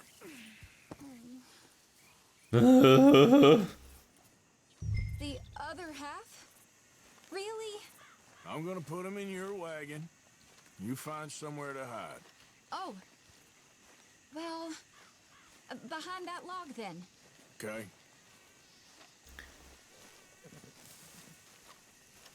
Ich frage mich auch immer bei diesen Missionen, das sind doch eigentlich Leute, die haben doch hier Wildtiere, ne? Wie kann es sein, dass andere darauf reinfallen? Also auf die plumpe Fälscher fällt doch jetzt wirklich keiner rein. Stay down. She won't be too far away. Come quick. So, warten wir einfach mal. I went out to find a tiger. Cougar, you mean? And I end up losing a lion. Yeah, dog. Ain't having any luck. Well, if that's what you're dealing with, you didn't have any luck to begin with. Cougars and dogs. Hey, it ain't what you got in this life. It's what you make of it. Well, that's very wise of you. Especially when you're lacking zebras and tigers. Hey, keep your head down. It's coming. Look, I really don't think she'll eat the dog. Like I said, they was friends. Shut it.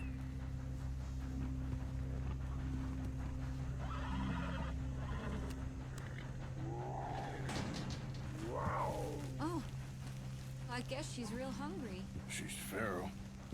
I'm locking her in.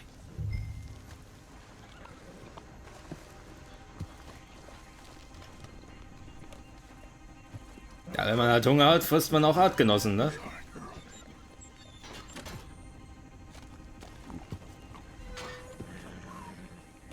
Alright. Let's go. We got her! Okay. Drive, will you? And I'll keep an eye on her. Sure thing.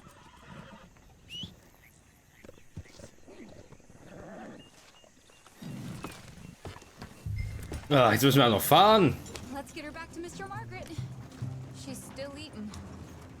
I would have thought, since they was close and all. Well, wild creatures turn on each other. Seeming friendly one minute, dinner the next. Viciousness comes easy. I mean, I should know. I've run with a few of them myself. Is that right? No, not really.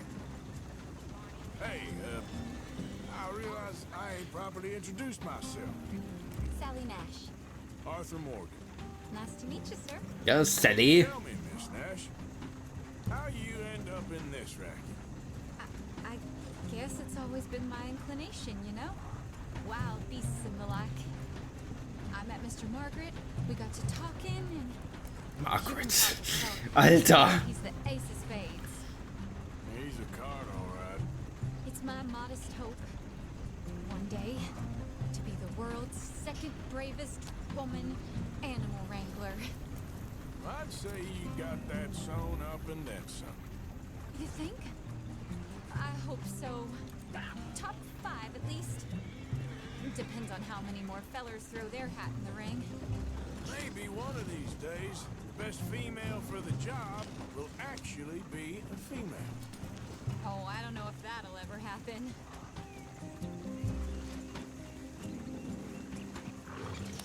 Denk nicht mal dran auszubritzen.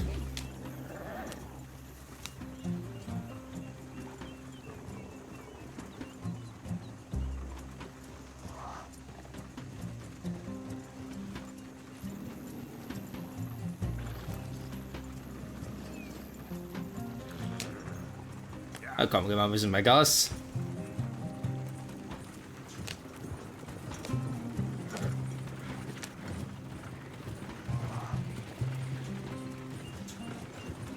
Wir wollen ja heute auch noch ankommen, oder?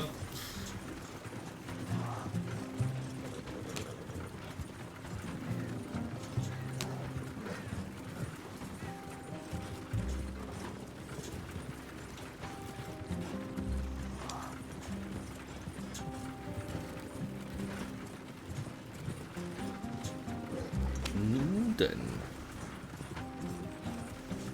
We lost the main road around here when the dust was up. Be careful or you might get wrecked too. Okay. You know the only thing to do in a dust storm is wait it out? Mr. Margaret's a lot of things, but best female navigator. Mr. Margaret, Alter. Es passt einfach nicht. We was tearing around here, looking for any kind of landmark when over we go. Whole caravan toppled. Found each other and some shelter, but when the wind died down, the animals was gone. And now they're back. Some of them, at least. Thanks to you. You would have managed it yourself. I just helped you along. If you ever want to get in the sideshow business, I'm sure there'd be a place for a fellow like you. I'll leave the professional theatrics to better women than me. There it is, the caravan. Couldn't miss him if you wanted. Aha! I see you found each other. Sure did, Mr. Margaret.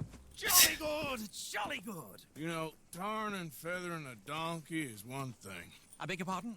It's grease paint, makeup. But playing dolls dressed up with a wild animal, you're gonna want to be a lot more careful. Strappy ate King, Mr. Margaret. I saw her do it. I always thought they got along. Oh, she liked him just fine. She licked her chops and asked for seconds. Speaking of which, you got any more word on that runaway lion, or are you gonna pay me for these misfits? Look, I'm well aware that we're not Royal Command performance material. Daddy, you were right, goddamn you! But a cow barn in Rhodes is hardly Drury Bloody Lane. You got any word on the lion? Yes, I've got word on the lion. Shit is the word. Someone saw him near Emerald Ranch. As you know, we're lately very short on lions. So, I'd be very grateful. All kinds of grateful. There's only one kind of grateful I care about. So, Naja. mister, Be a dear and fix me a gin.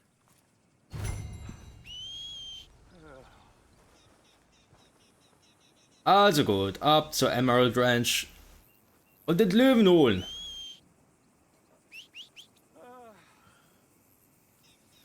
Na komm schon, was dauert das so lange?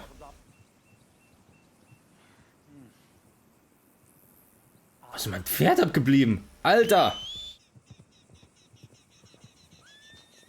Wir sind Dalli!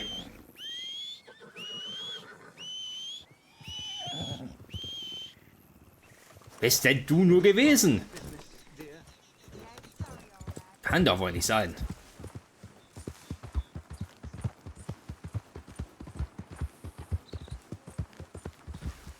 So.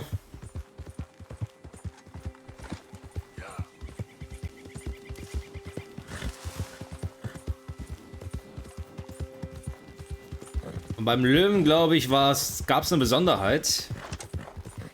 Ich glaube, es war ein echter Löwe, ne? Das war wirklich jetzt ein echter Löwe.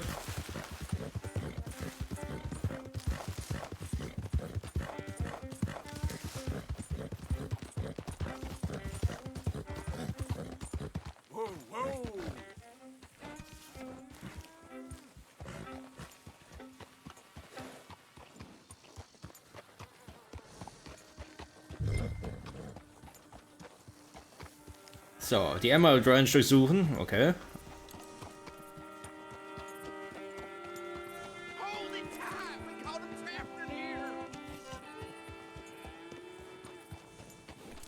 I got it in the barn, boy!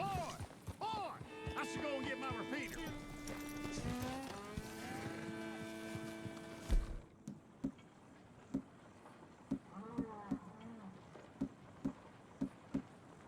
I am holding it. Hold yours.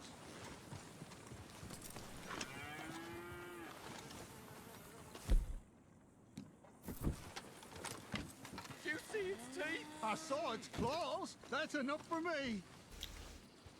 Tja, mehr ist Moment, ne?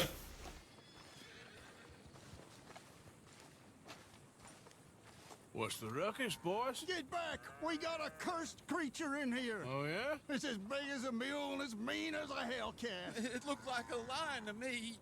That's a dog in there. Dog? Now, you excuse me. Step aside.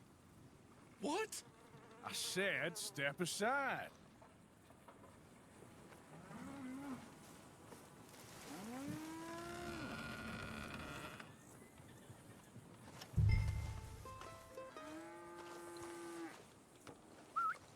Yeah, boy.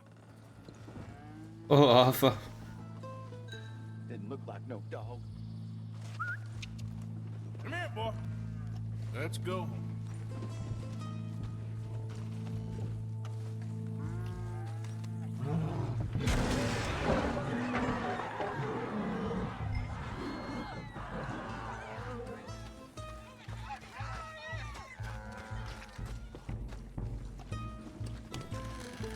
Look what you've done! Look what you've done! Son of a bitch. I'll take care of this. So. Oh, God, help! I saw it run for the stable. Ich nehme lieber das Gewehr in die Hand. Wer weiß, was jetzt gleich passiert. So. Pferd auch noch tot. Oh, jetzt reicht's. Tut mir leid.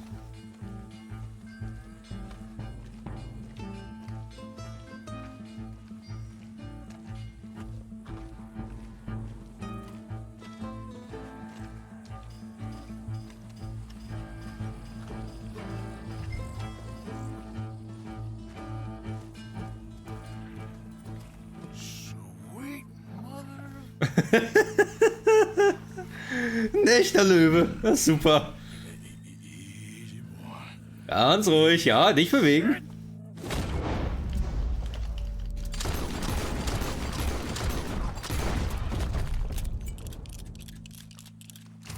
Ja, ging nicht anders, ne? Ja, eine Trophäe nehme ich mir aber mit.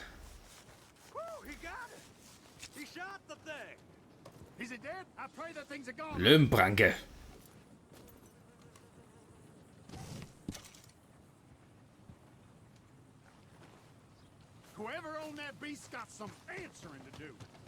Oh ja, das wird er.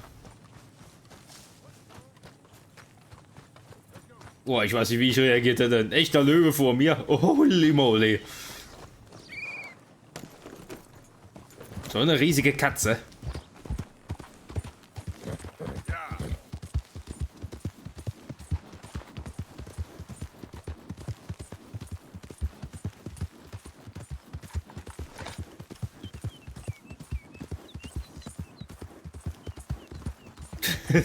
Wie der reagiert hat. Ich glaube, das muss ich klippen, Leute. Einfach ein geiler Moment.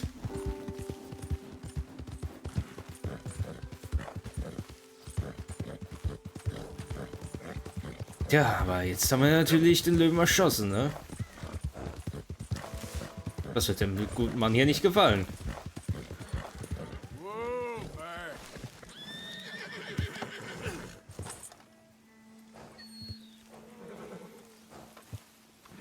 Odysseus returns. Sally, get the cages ready. Yes, sir, Mr. Market, right away. Man-eating lion. You didn't think that it might be useful for me to know that this time the animal was actually real, you moron? Steady on. I clearly stated that we were looking for... You haven't clearly stated anything in all the time I've known you. That could have been a goose for all I know. A goose will hardly get them to their feet for the curtain call. Bring on the king of the beasts, on the other hand, and they feel the roar. And they, well, look about as surprised as you do. What have you done with him, if you don't mind me asking? I killed him. He's dead. Bloody hell! This is Ramo, boy. Well, it was him or me. Now, pay me. Yes, of course, of course. I have just the thing. And what a treasure it is! You're a lucky man, sir. Very lucky man. From the mines of El Dorado, as green as the rainforest, as clear as the Amazon, and as dear as all the gold in the Andes. One man's labor is Der sieht nicht gut aus. compared to this jewel's true value. Wait! I shouldn't. What would Daddy say? Your daddy ain't here, and we had a deal. Yes, of course. A promise is a promise. Sally, get the wagons moving. Ain't we waiting for the lion? He's in the great hunting ground in the sky. Fetter Klunker. Good day, sir, and thank you. Und ein schönes Stück. But you really must be getting along. Yeah, I won't keep you. So long. So long, Mr. Morgan. Next time you see me, I'll be topping the bill, I promise. Or at least I'll be on the bill. Holy moly. So, jetzt zurück ins Lager. Wieder mal was Gescheites, ne? Sagen wir mal etwas Vernünftiges. So, einen Moment mal. It's okay, girl. Just a scratch.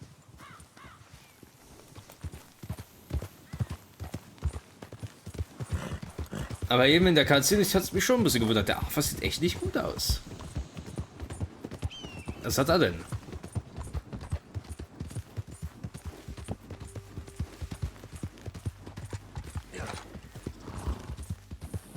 Oh, da bilde ich mir das wieder nur ein.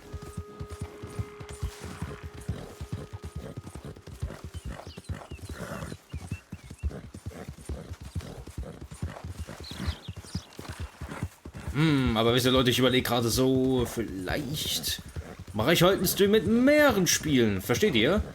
So ein bisschen was von allem. Red Dead Redemption und noch ein bisschen was anderes. Das wäre doch eine gute Idee. Könnte man ja machen. Könnten ja Spyro weiterspielen. Oder das Infamous. Infamous wäre auch interessant. Wäre auch natürlich eine Open World. Aber ich glaube, Spyro wäre nicht schlecht. Spyro hätte ich schon ein bisschen mehr Bock drauf.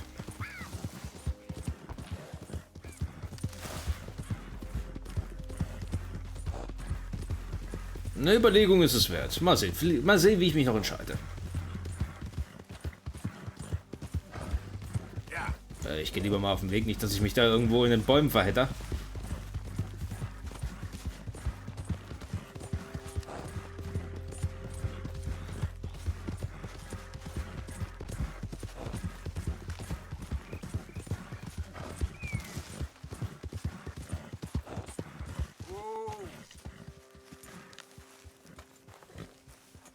Eine Belohnung ist Zelt gelegt. So, warte mal, jetzt muss ich mal kurz...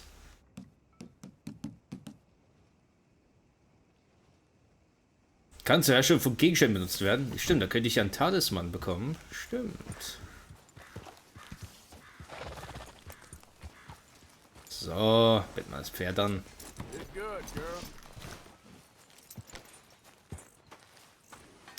Und wir gehen mal zu unserem Leopold. Müssen wir wahrscheinlich Geld eintreiben, ne?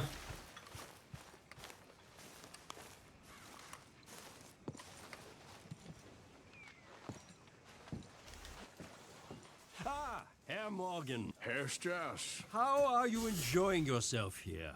Well enough, I guess. And you? Well, it turns out the pursuit of freedom is not a cheap business. Not for us, and not for some of the locals. Shocking already. I prefer to call it banking. You ain't the one handing out the beatings. No, but I am the one feeding the women and children in the camp. What choice do we have, Mr. Morgan? I don't know. Well, come on then. Tell me who. Here's the list. Refinery worker turned hunter by the name of Vinton Holmes. You'll find him up in the hills north of Strawberry. Ah, an apprentice undertaker. This one working in Rhodes. His name was Gwen Hughes. And how many of them do you think will be able to pay? With enough encouragement, both of them.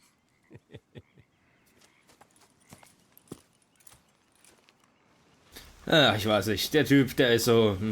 Ist auch nicht gerade ein sympathischer Typ.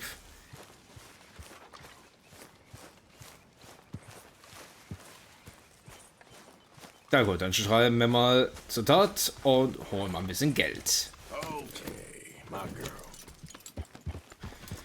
So, gucken wir mal auf der Karte. Und Person Nummer 1 in Rhodes. Bitteschön. Den Lehrling, den knüpfen wir uns mal zuerst vor. Der wird hoffentlich nicht so viel Faxe machen.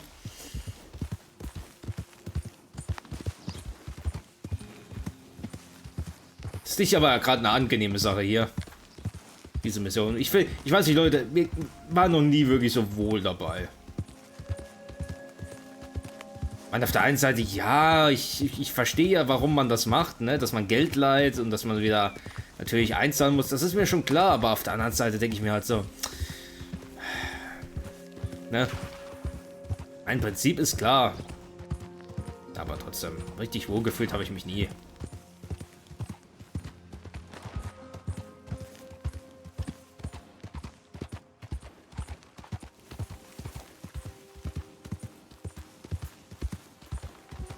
Aber einer muss sich ja die Hände schmutzig machen, ne? Und ausgerechnet wir müssen es sein.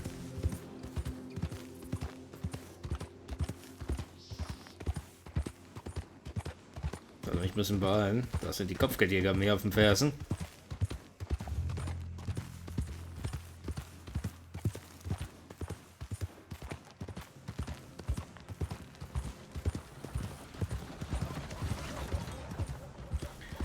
Keine Waffen, nichts, gar nichts dürfen wir hier machen. Aber, Moment. Moment mal. Wieso habe ich jetzt ein Ausrufezeichen an der Post? Das wäre jetzt mal gut zu wissen.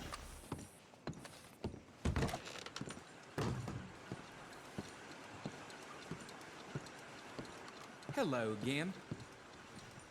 Ach so. Ja gut, dann hat sich's ja erledigt. Ich dachte, da hätte ich jetzt vielleicht Post bekommen. Könnte ja sein.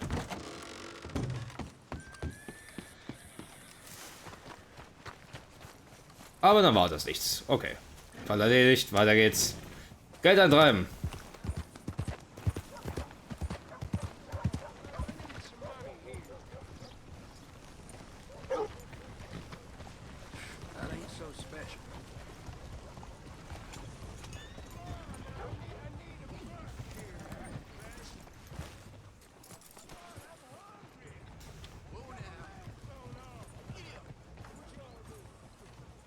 Ich gehe einfach mal durch den Eingang.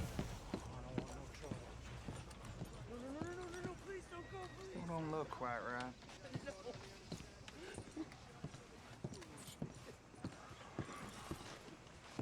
Auch nicht. I ain't never gonna get the hang of this.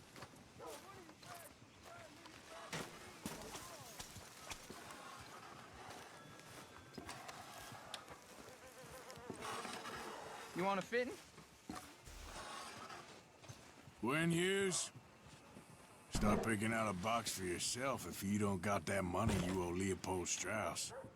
I don't. I need more time. Doesn't everybody? That casket for you? Or you want another? Wait. I can get it for you. But, well, come with me to the churchyard. And stay close. Hmm? Alright. Ja, keine Angst. Ich bleib ganz dicht bei dir. Oh, this ain't right.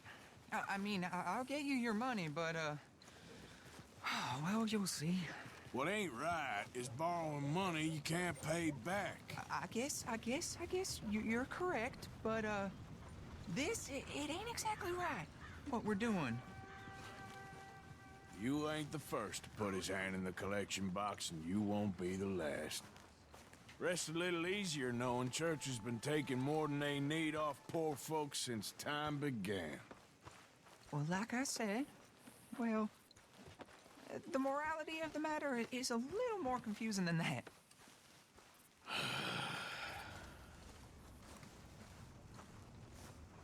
Ja, immer müssen wir es ausbaden, ne? Die Leute sind einfach unfähig, Geld zurückzuzahlen. Ist doch ganz klar. Okay.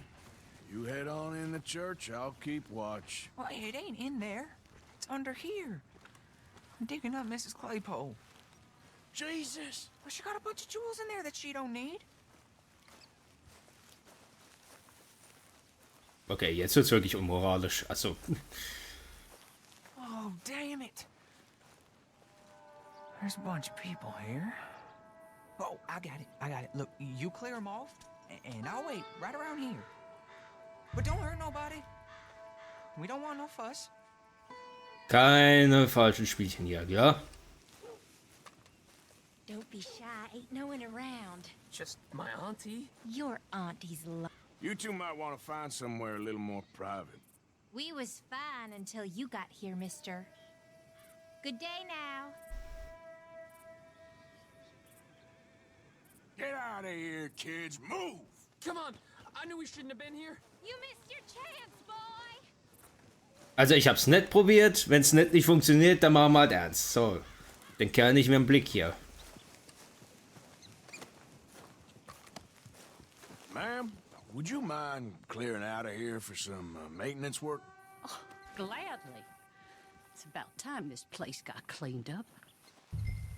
Gut. Na, da ging's. Auf die höfliche Art ging's ja.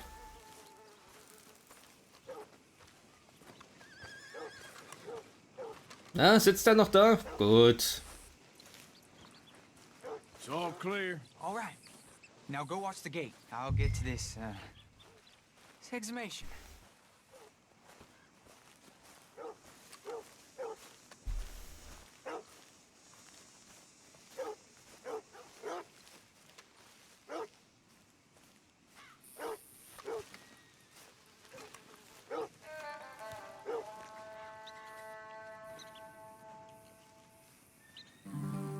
I'm sorry, ma'am. The church grounds are closed for maintenance work. Well, it's about time, too. The place was in need of some care and attention.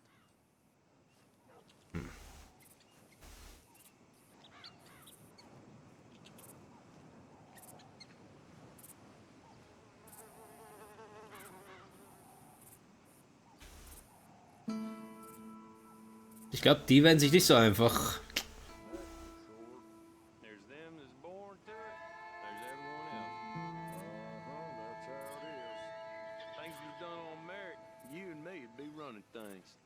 Sure would. Uh-huh. Yep. Hey, look, we're closed for some, excavation work. Would you mind? No, I ain't gonna mind you at all. You carry on with your business, we'll carry on with ours. This fella. Oh, damn choir boy. Get the hell out of this churchyard. Are you boys gonna need yourselves a preacher? You hear this fella? I heard him all right. We're gonna lick you, bastard. Got some nerve. Ich hab's nett probiert.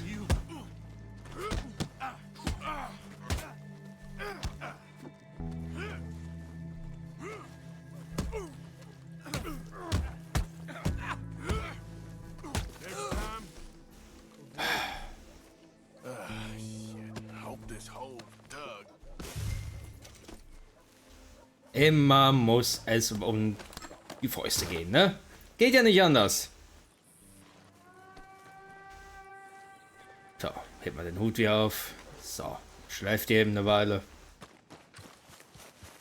So, ich hoffe, der Kerl ist jetzt fertig.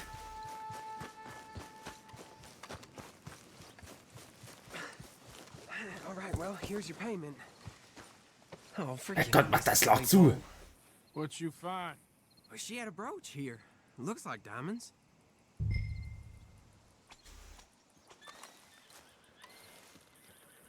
Well, this'll do. Now get out of here before someone sees you. Can't believe it's come to this. Jeff. Alright, well, out of here. Da hättest du doch einfach deine Schulden gleich bezahlt. Wäre doch gar nicht so schlimm gewesen. Aber nö. Nö. Manche Leute lassen es so weit kommen, ne? Aber man wirklich sagen muss, das war jetzt moralisch wirklich... ne?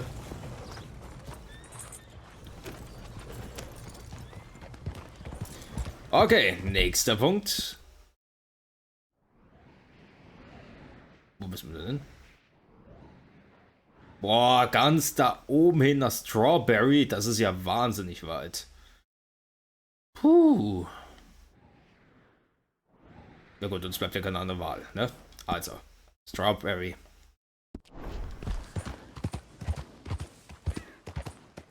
Naja, aber dann können wir ja wieder vielleicht unterwegs irgendwas erledigen. Kann natürlich auch sein, wir kriegen ja immer was zu tun hier.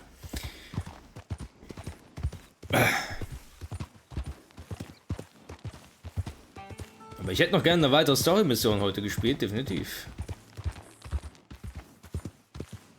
Weil die ganzen Nebenbeschäftigungen, die bringen ja auch was, ne? Ist ja nicht so, dass das alles sinnlos ist, was wir da machen. Aber eigentlich dachte ich schon, ich könnte jetzt schon diese eine Mission gemacht haben mit den legendären Fischen. Ich dachte, das wäre schon gewesen. Aber nö.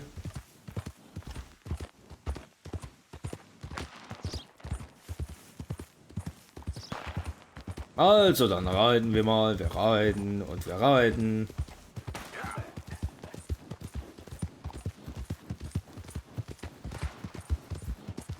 Warum müssen manche Leute wirklich so weit weg wohnen?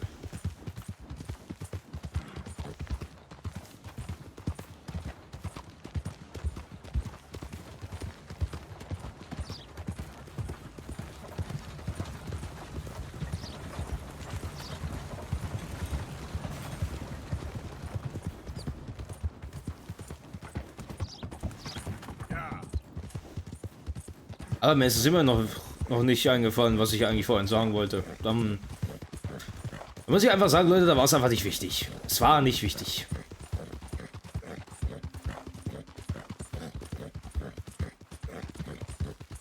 Ja, doch. Ich weiß es nicht mehr. Ist ja egal. So, so, so. Auf. Holla die Hohe.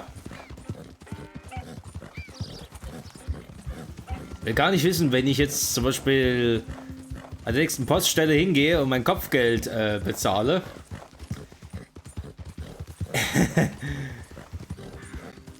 Wie viel ich da bezahlen müsste. Ich glaube, das ist ein halbes Vermögen, ne? Was ich aber nicht ausgeben will.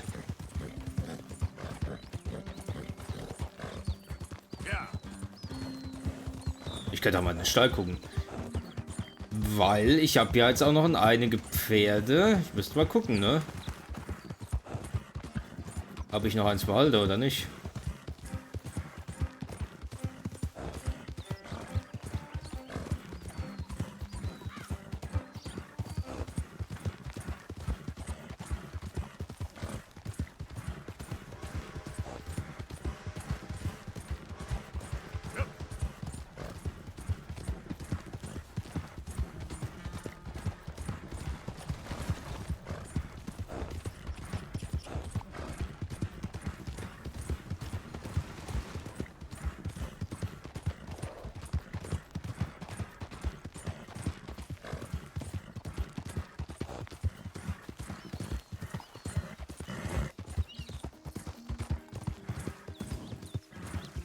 So, lassen wir den Gaumen mal kurz ein bisschen verschnaufen.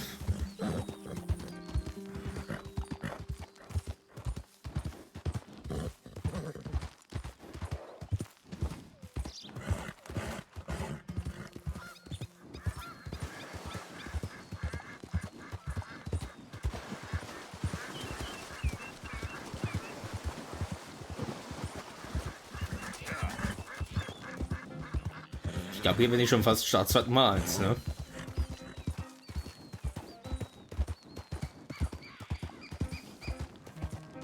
Dabei kann ich ja nicht mal was dafür. Hey, mister, help me. How about we skip the small talk, eh?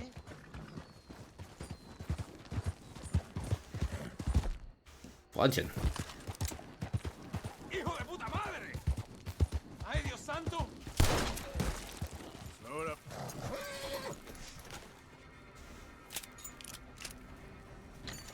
Glaubst du wirklich, ich wäre darauf reingefallen?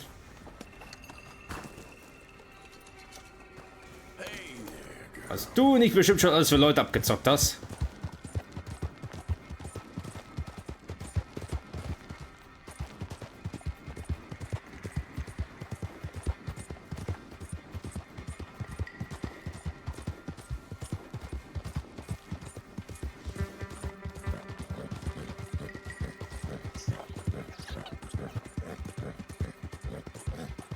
Deswegen, ich renne da lieber ein bisschen schneller durch. Weil nicht, dass ich da Ärger noch kriege.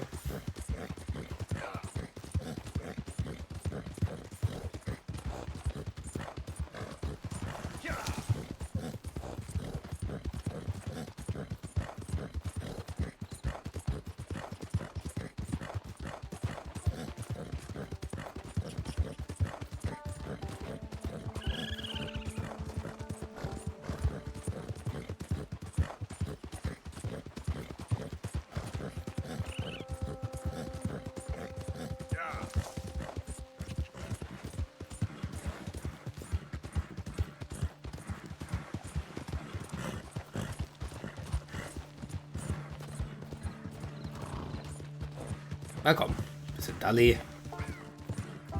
Ich will mich nicht so lange hier oben rumtreiben, ne? Will ich nicht. Weiter, weiter.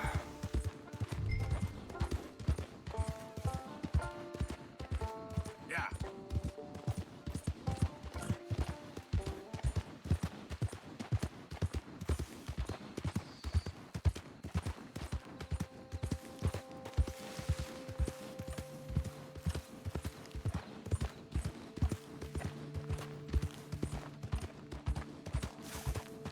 Easy, easy.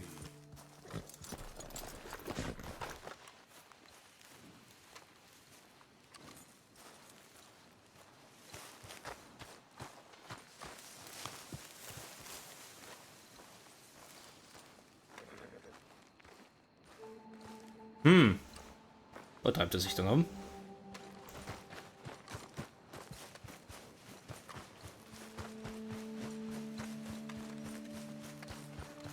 Oh, ich glaube, ich weiß, was das für eine Mission ist. Ich glaube, ich weiß es wirklich.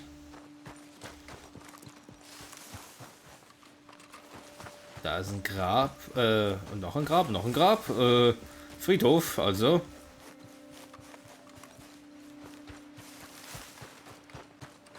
Ist das nicht das, wo wir dann auch auf die Jagd gehen müssen?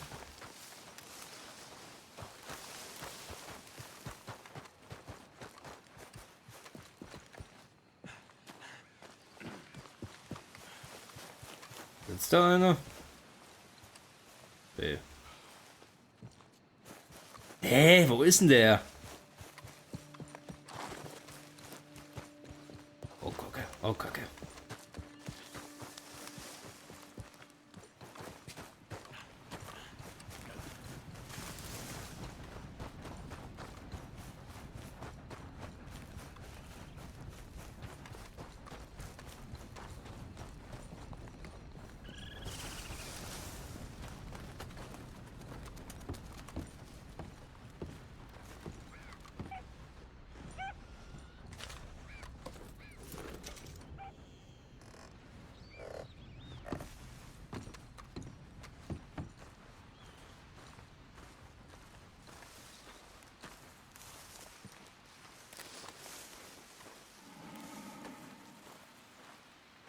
Ganz ruhig.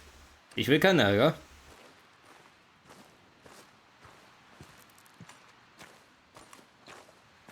Wo zum Geier? Verschwindet endlich, ihr bescheuerten Kopfgeldjäger. Ich will die Mission mal zu Ende bringen.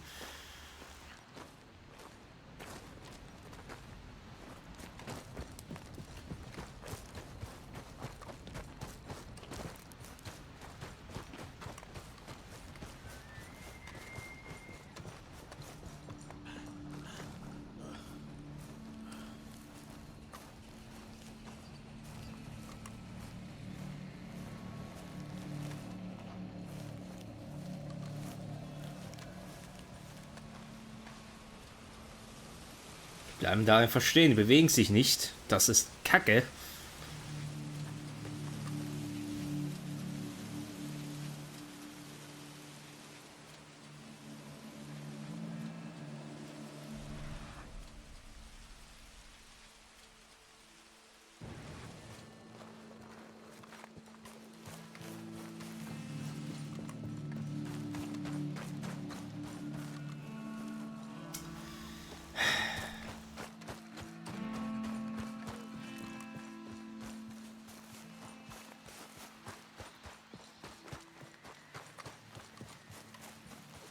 Bringt ja nichts, ich muss zu Fuß jetzt gehen.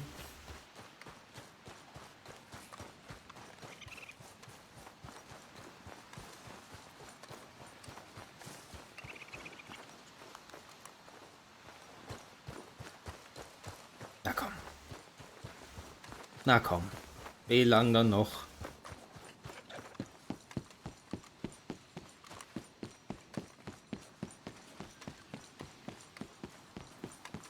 Na, endlich.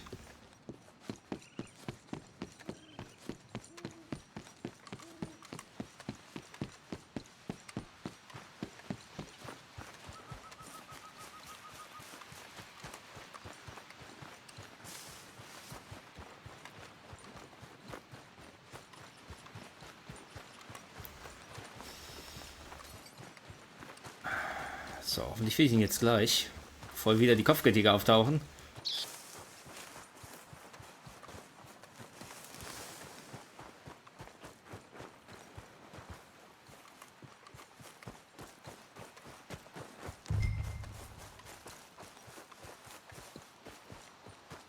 Ja, ich suche nach ihm. Wenn ich ihn mal finden würde, wäre er natürlich klasse.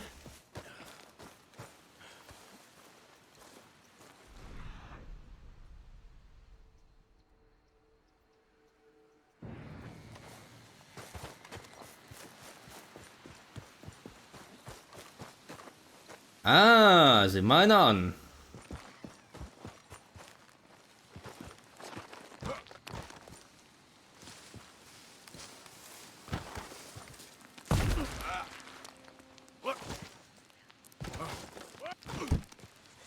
Ach, Ava, jetzt hast du dir wehgetan.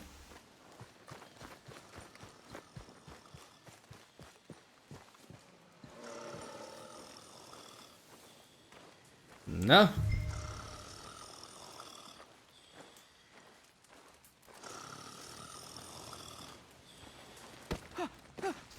Win, Holmes?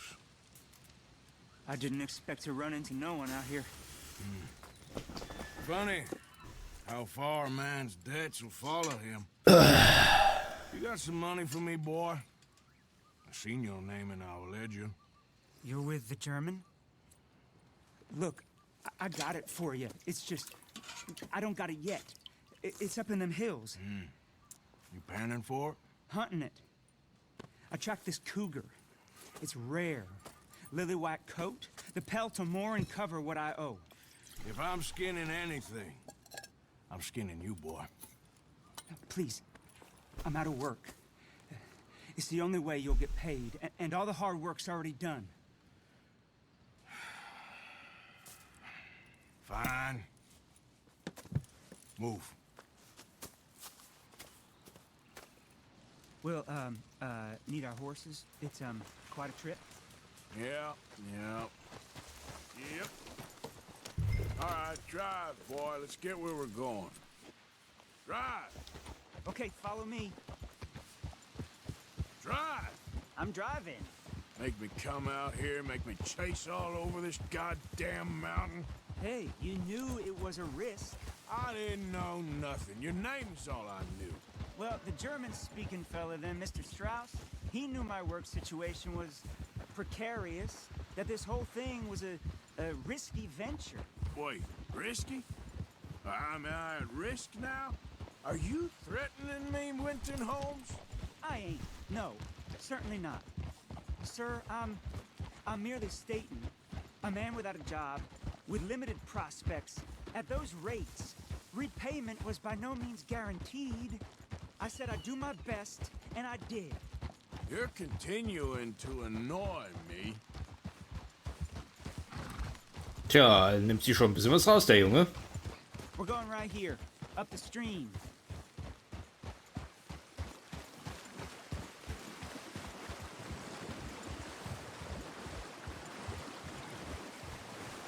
Hey, how about this then? I guarantee repayment. Because I'm gonna get that money out of you. If I gotta squeeze you like a lemon, it's coming out. Yeah, of course. We're onto it now, okay? We're onto it now. The cash is in that cougar, mister. Sure as pumpkins ain't cauliflowers, the cash is in that cougar. It better be. Or I'll turn you into a goddamn cauliflower.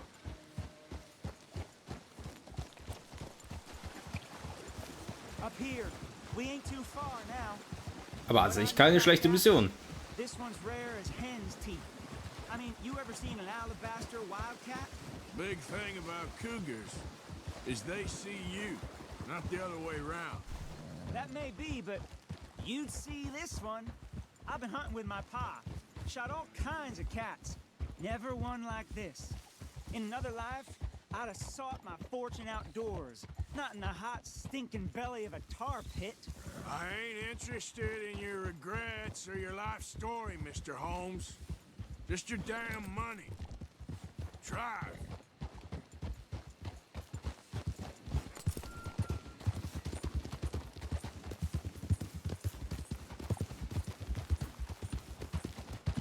Er denkt ja wirklich so, wie weit denn noch? Will der mich irgendwie ins Nirvana schicken? This is it. Her den. We should leave the horses. Easy.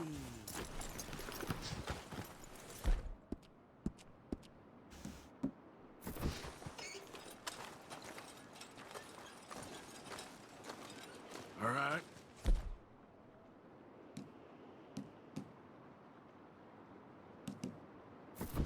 Show me. You'll see her soon.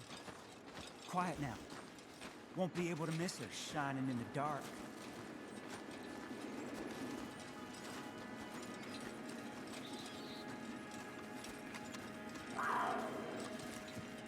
You hear that? There's a cougar in here. And I bet she's white as virgin cotton.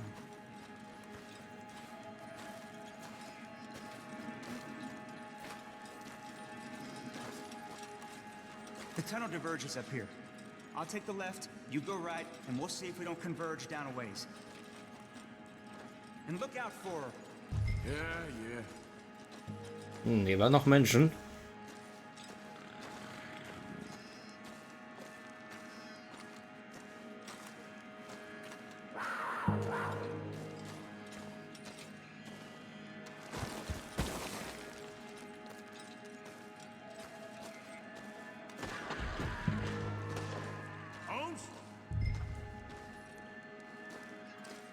Vinton Holmes?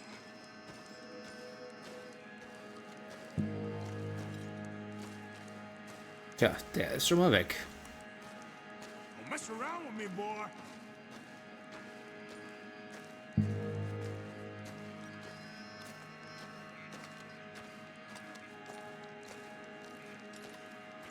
She got him.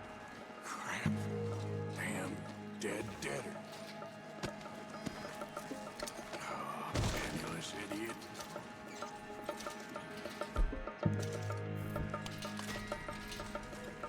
Macht nichts.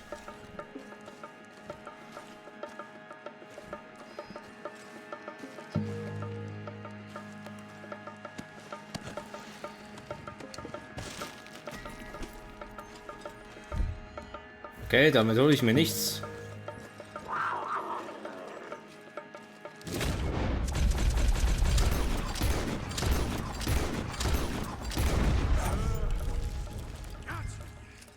Hellcat?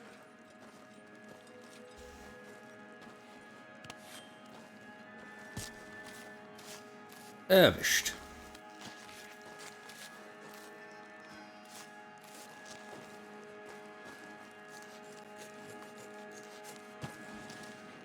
It's white. That'll be rare. So, jetzt können wir aber mehrfach abkassieren. Erstmal das Fell.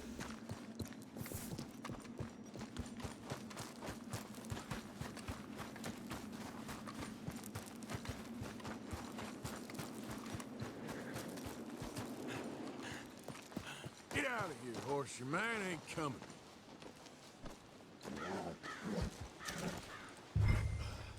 Come on.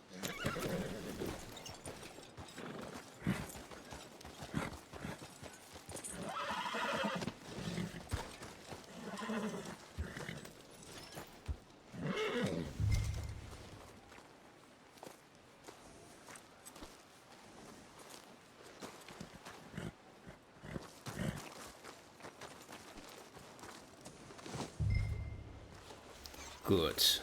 So. Dem Pferd baue ich jetzt erstmal ein Vertrauen auf.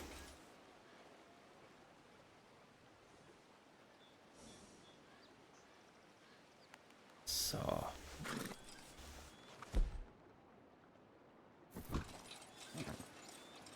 Let's go.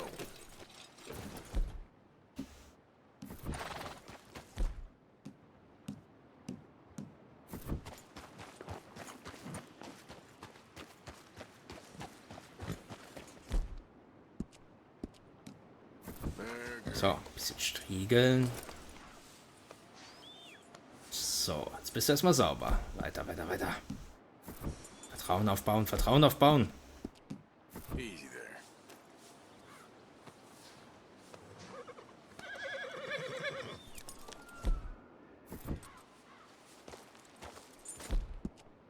Das Pferd hat ja sonst niemanden mehr außer mir jetzt.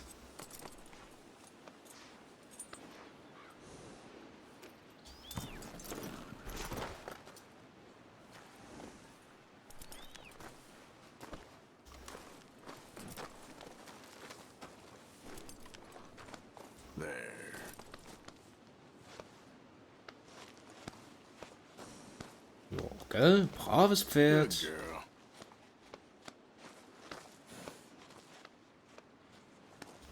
You done good, girl.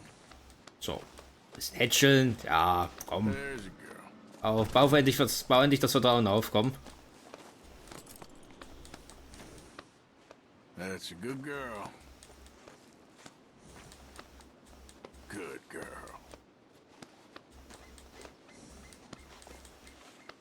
Shh, girl. Yeah, there you go.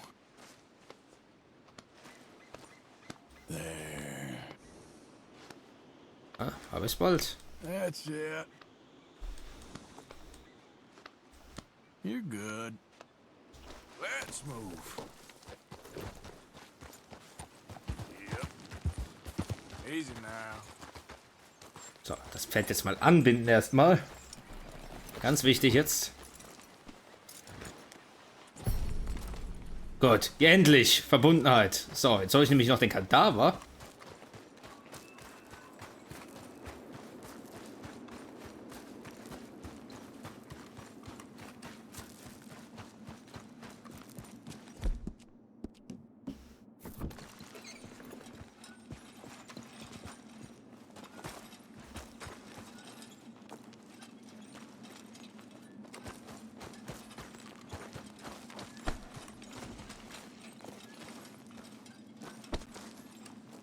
Kann ich ihn nicht mitnehmen? Ah doch, doch, doch, ich kann ihn mitnehmen. Nimm ihn mit, komm, nimm ihn mit. Nein, nicht die fremde Person. Kann den Kadaver nicht mitnehmen. Schade, ich dachte, ich könnte ihn noch mitnehmen. Aber egal, ich habe ein Pferd.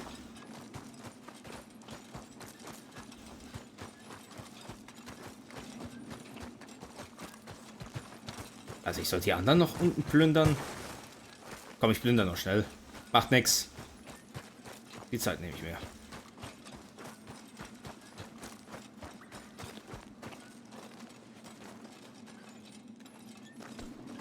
Kann ich nicht plündern.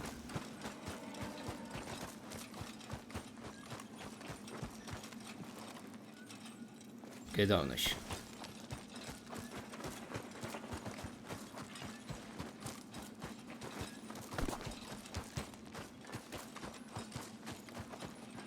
Aber zumindest ein Pferd habe ich jetzt. So. Weg mit der Lampe jetzt.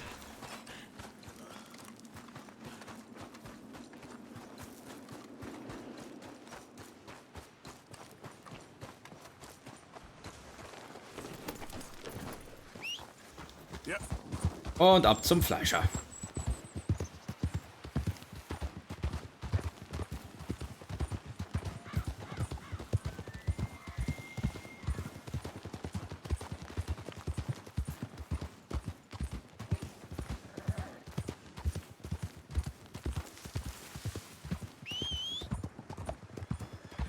Schön mitkommen. Ja, ich weiß, das Pferd ist schlechter als das andere. Aber was soll's, ist egal. Pferd ist Pferd.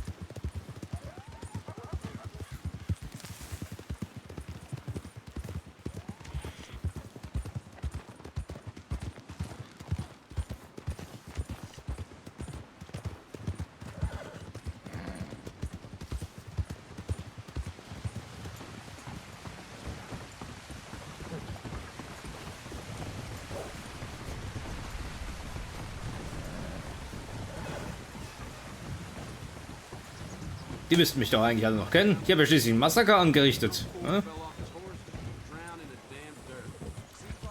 Alles vergeben und vergessen, ne?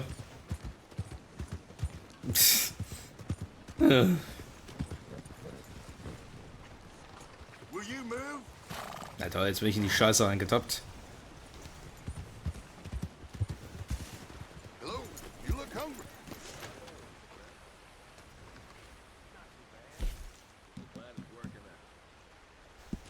Lucky this is popular, how common it is.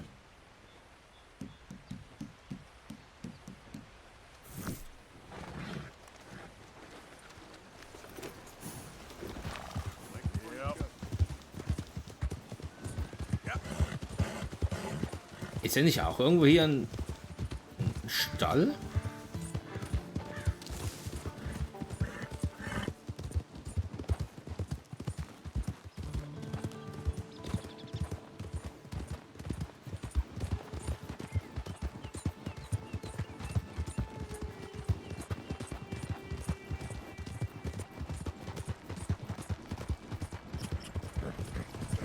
Warte mal, hier muss doch irgendwo ein Stall sein. Ach, da unten. Oh, ich bin schon weit weg.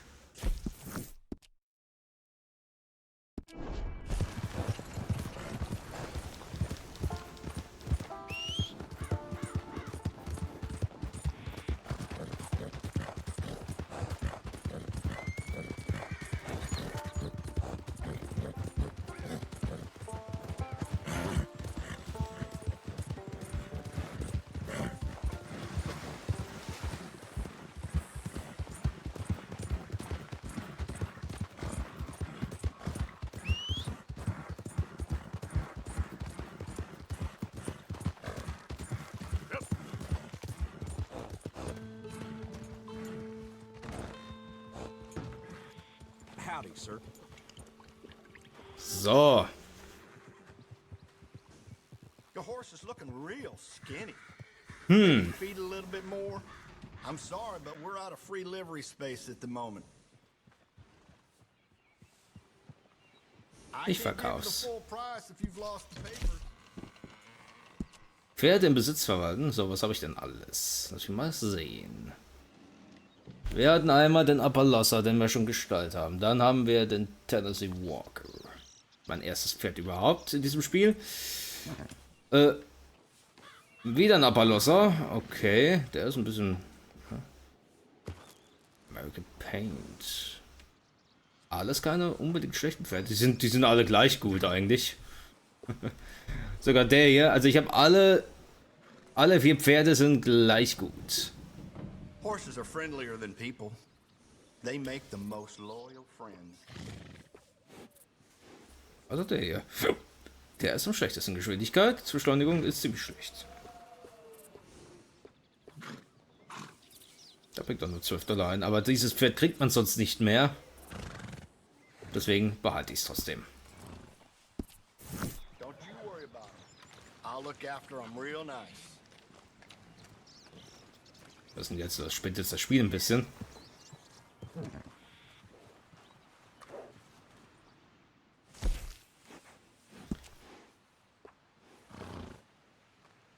Yep, we can pick that up. So, schon besser.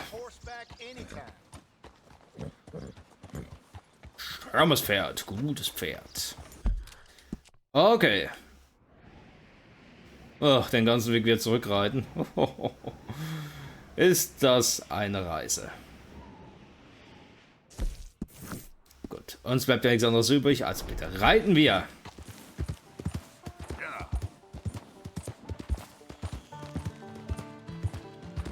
Aber er hatte ja recht mit dem, was er da gesagt hat, ne?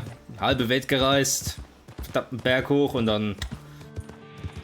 Naja, immerhin, das Geld haben wir, ja?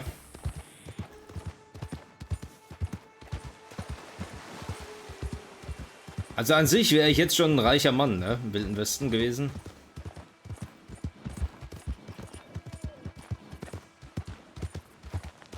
So, jetzt mal kurz eine Kleinigkeit. Keine Angst, ich beende den Stream noch nicht. Ich beende den Stream nicht. Ich beende auch das Spiel nicht. Ich will nur, dass unser Arthur mal ein bisschen was zwischen die Beißerchen kriegt.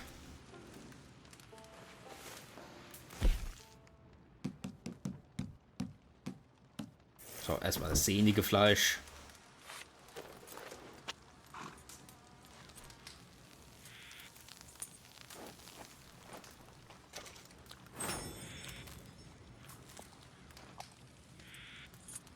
So. Und dann haben wir noch Wildfleisch, Kleinwildfleisch, Hammelfleisch. Oh, Hammelfleisch ist auch gut. Fisch. Zarten Fisch. Bringt die am wenigsten. Das fette Vogelfleisch eigentlich, ne? Ne, das Hammelfleisch. Gut, erstmal ein bisschen Hammelfleisch noch. Die beiden darf er noch essen.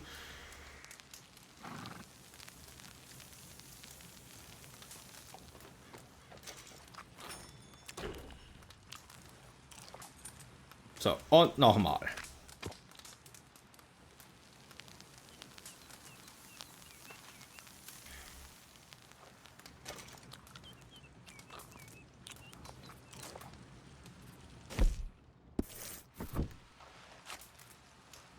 Gut, gehen wir mal weg und reiten zurück ins Lager. Ich hätte sogar jetzt schon die Schnellreisefunktion, aber das geht ja leider nicht.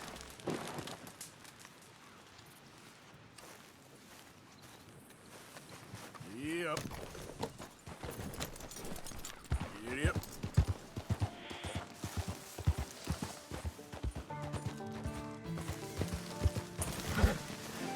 Oh, oh. Gutes Pferd, gut gemeistert. Batterie fast wieder leer, ne?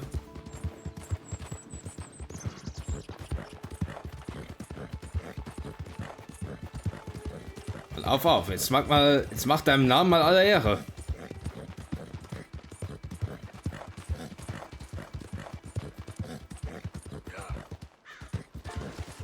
Nichts so weg hier aus Strawberry.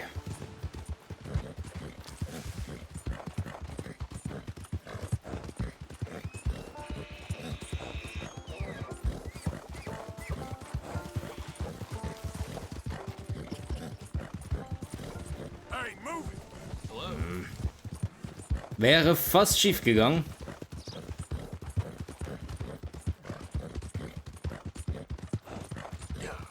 Hätte auch anders laufen können.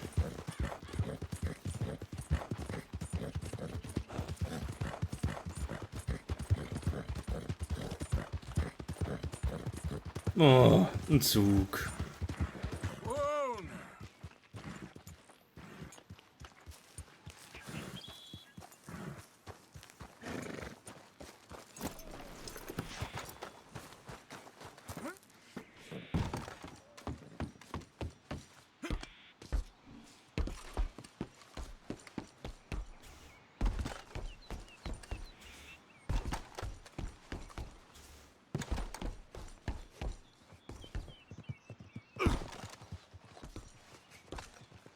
Hey, whoa! Where the hell do you think you're going?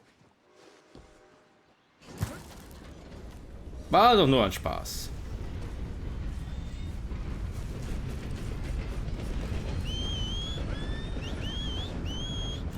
Nicht wegrennen.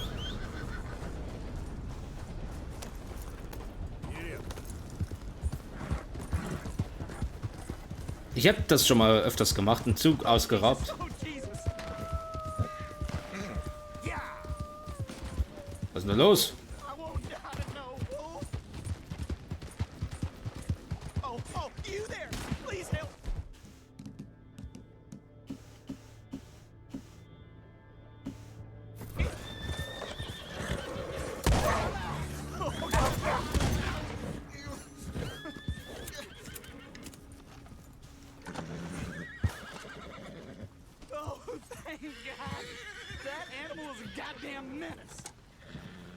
Ein Wolf verärgert man lieber nicht.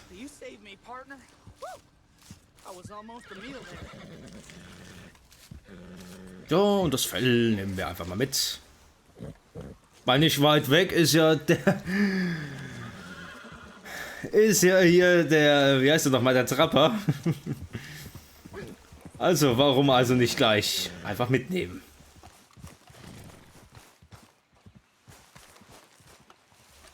Dabei soll sich eigentlich nicht mit einer Schrotflinte auf die Viecher losgehen, weil ich das Fell meistens vergessen.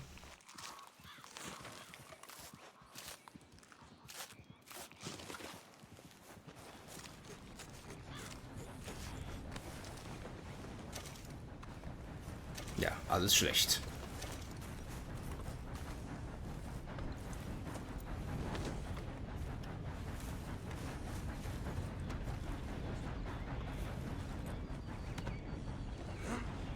So, den auch gleich aufgehoben und oben drauf, komm.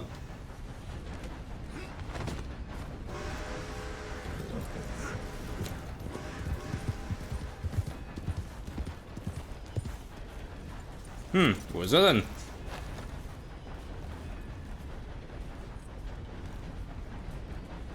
Er ist hier nirgendwo.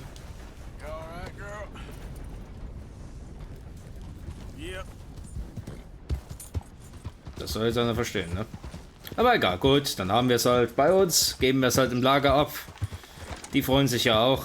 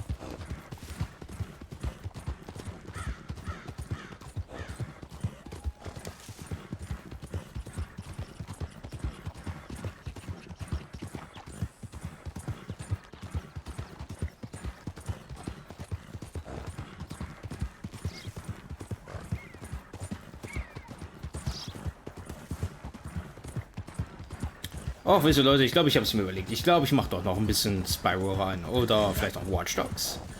Watch Dogs wäre auch noch so eine Sache.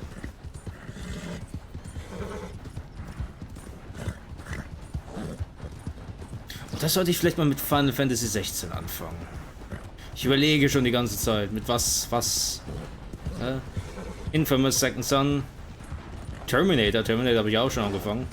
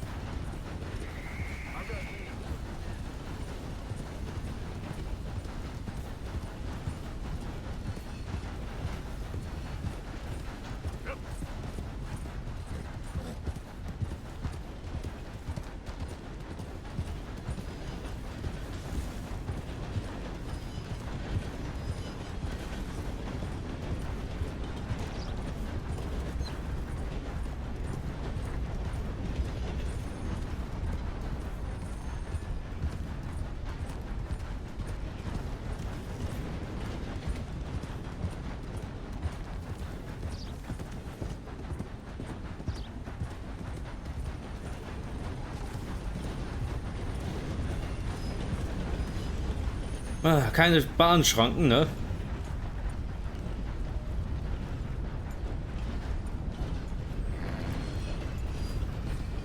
Und nein, das war ein anderer Zug.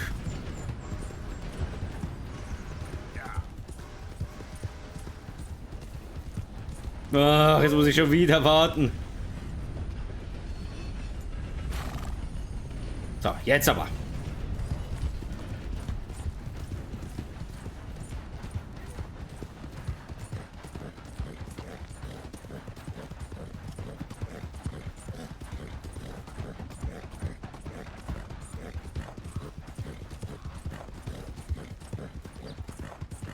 Hey, mister, that's one nice-looking horse you got there. How about we see how fast it is? First one to Caliga Hall. Not now, thanks. All right, suit yourself. Tut mir leid. Leider kann ich nicht.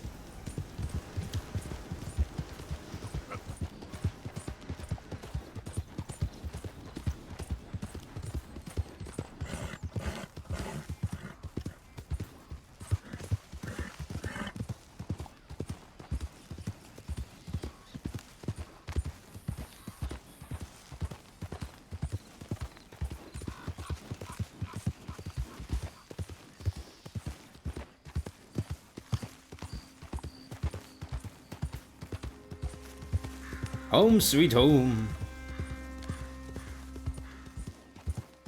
Hey, who's that? It's me. Good. You're back in one piece. Oh, Essen ist niedrig. Wird Zeit, dass ich ein bisschen jagen gehe. That was some ride.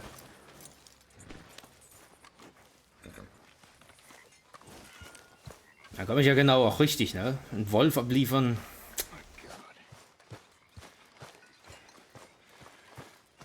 That woman.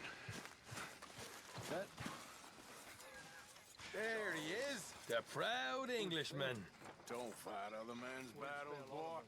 And anyway, my family weren't even English. No, I'm down to the scraps here now, Mr. Morgan. Well, the quality's a bit lacking. We won't get much for it. What are the women like in Mexico? About the same. Well done, Mr. Morgan. Some good. Many thanks, Mr. Morgan. Gut, macht aber nichts. Es reicht noch nicht ganz. Turn out to be bad. Gehen wir noch weiter jagen.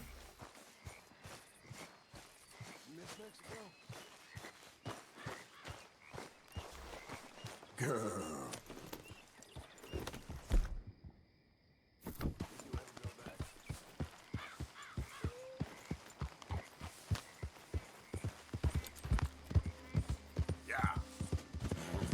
Die Leute haben Hunger, also sollen sie was kriegen. So.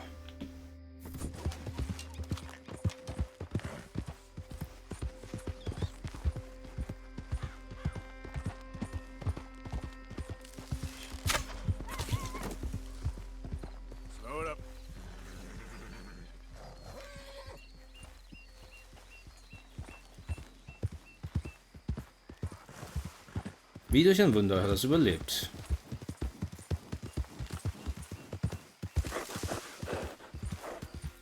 So, ich weiß, hier treiben sich viele Rehe.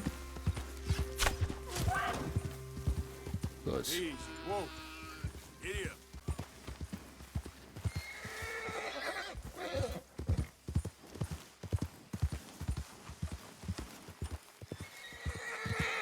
Hat doch nichts gebracht, ne? Okay.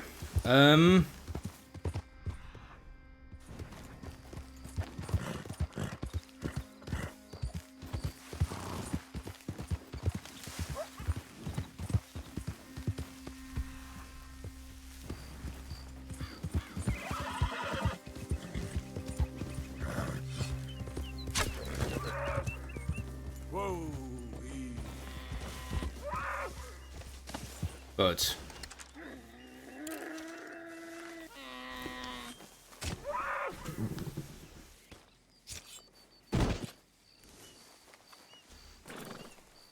I know, girl. Just give me a second.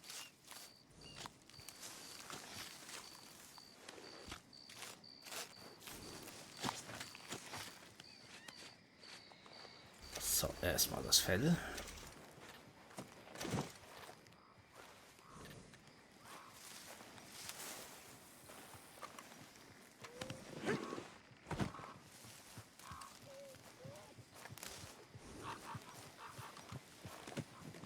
Not bad, huh, girl? Yep. No, not a big guy. But that'll take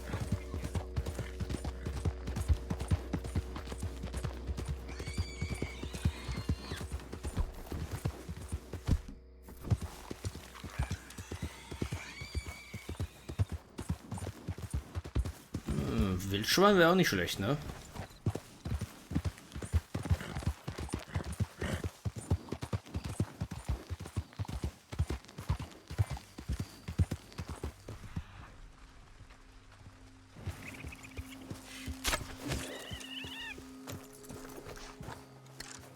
Was habe ich diesmal entdeckt? Und zwar ein Waschbären.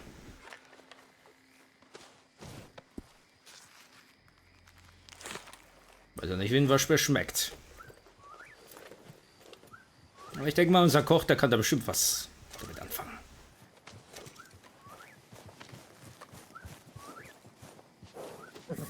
So, Ohren mal verstauen. Hey there, girl. So. Und noch eins. I don't like the look.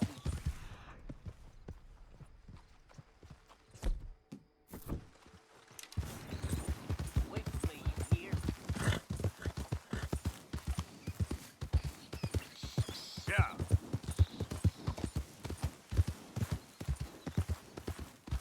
Wie gesagt, ein Waschbären kann ich noch mal dran hängen.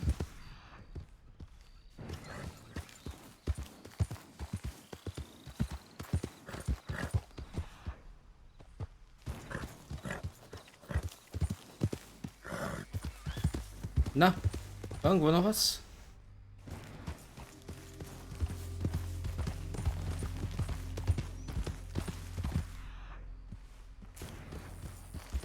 Ja.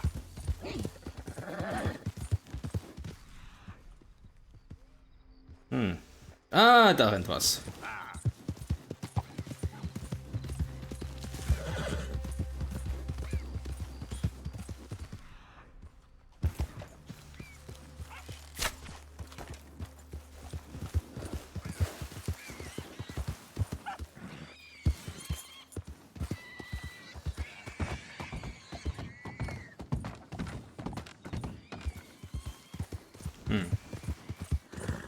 Vielleicht doch nicht. Okay, gut. Wenn ich halt nichts finde, dann...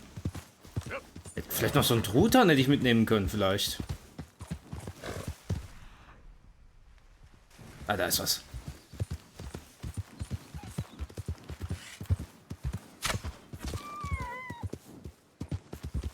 Slow up now. Ein Kojote. Oh, ich glaube, den kann ich so nicht mitnehmen.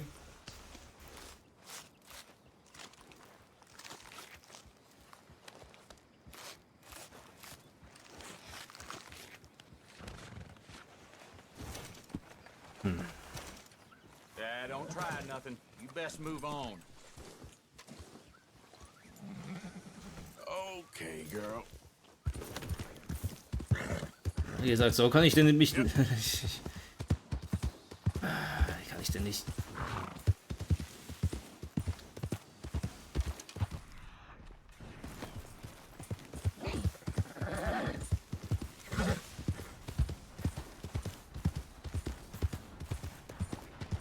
Ach, was soll's. Komm, ab ins Lager.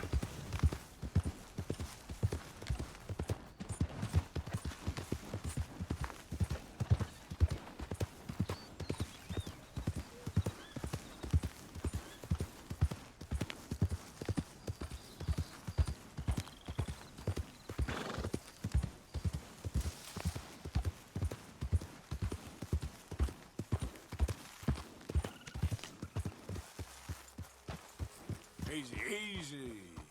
Leute haben Hunger, ja. Ich weiß, ich weiß.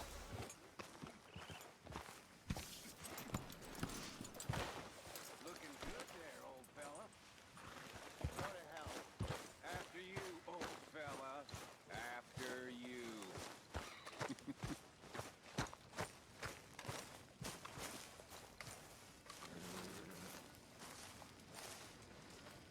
We could really use some more meat, Mr. Morgan. Macht ja nichts. Ich habe ja genügend da. Fine, but make sure you get a good price for it.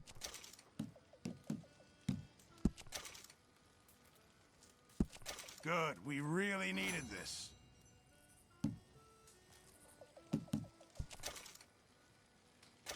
Just make sure it goes into the pot, not your pocket.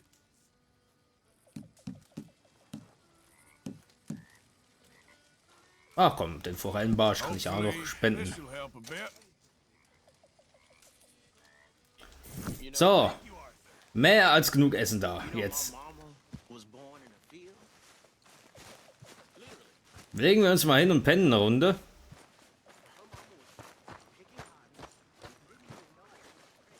Und wir haben ja eine Belohnung bekommen. Und zwar ein paar Raubtierköder. So, 5 Stunden Schlaf, das wird mal ein bisschen reichen.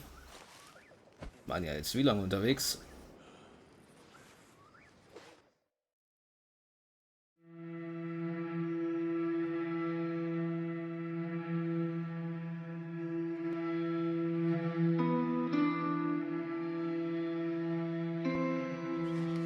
Voila.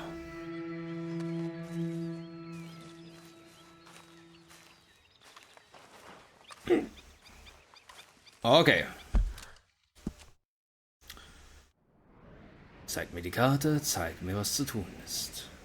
Einmal hier.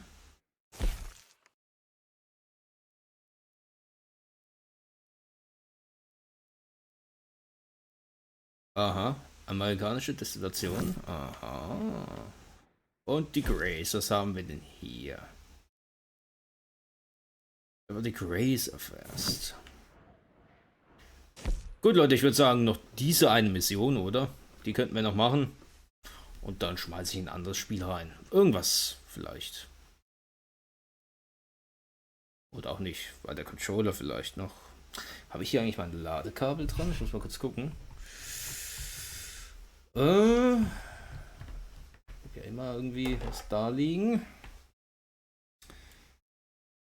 Das müsste es sein. Ja, das ist es. Okay, dann würde ich sagen, genau, diese Mission noch. Morning, mister.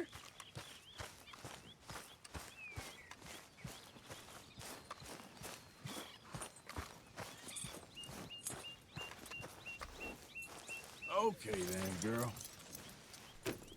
Good morning. Ja, guten Morgen.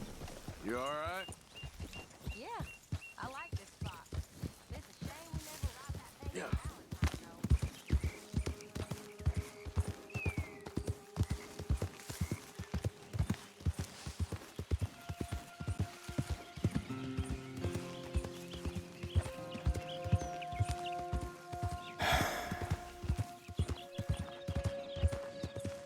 Morgenstund hat Gold im Mund.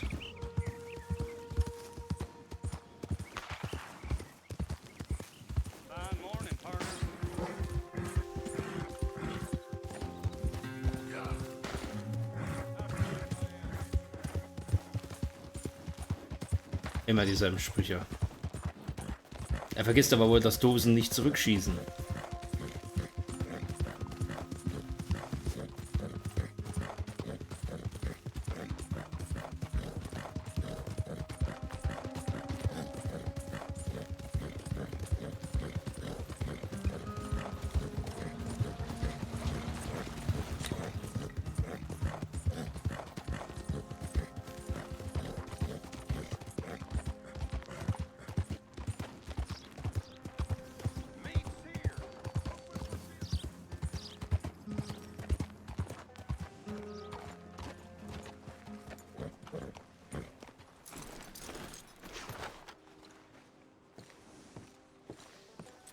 Was ist denn da jetzt los? Warum kann ich die...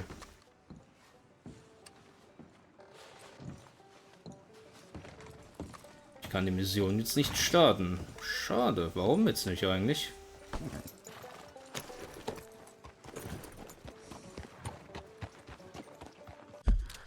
Warum geht das jetzt nicht?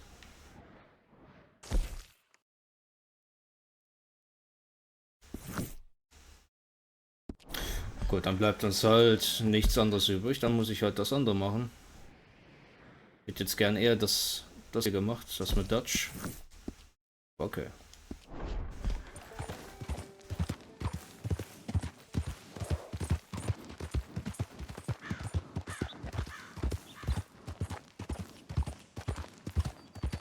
Ein bisschen Action noch vielleicht dann.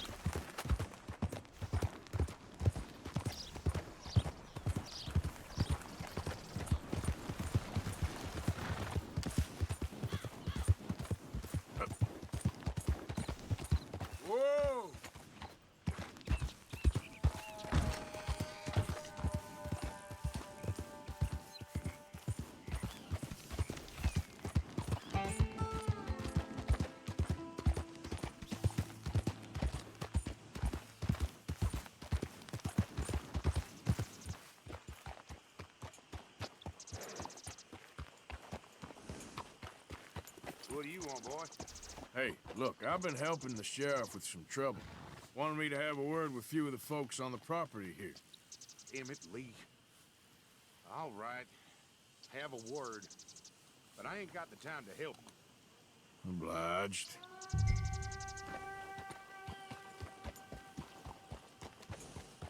Komisch, jetzt ist die Mission mit Dutch verfügbar.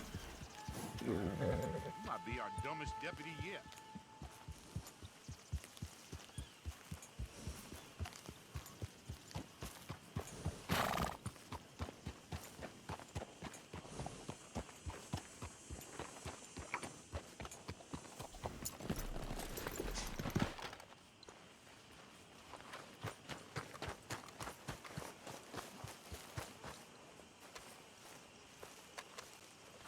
Hey, can you talk? I look like I can talk? You want to talk or try Bo Gray, out by the storehouses. Man won't lift a hand, but sure can move his lips.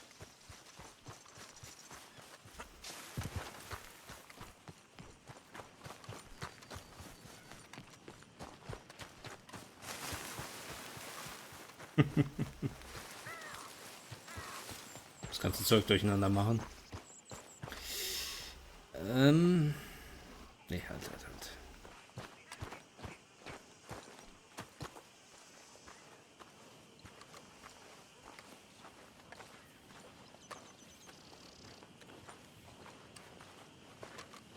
Huh. I'll see you at the sheriff's office. Excuse me, friend. We friends? Not yet, but here's hoping. I guess. We don't get a lot of traveling men here. Then suddenly, there's a whole phalanx of mysterious but strangely helpful Yankees about the place. Is there? What are you doing here? I was just looking for work. Well, looking for something. Don't worry, your secret's safe with me. What secret? I got a secret of my own. Are you secretly normal? Excuse me? Never mind.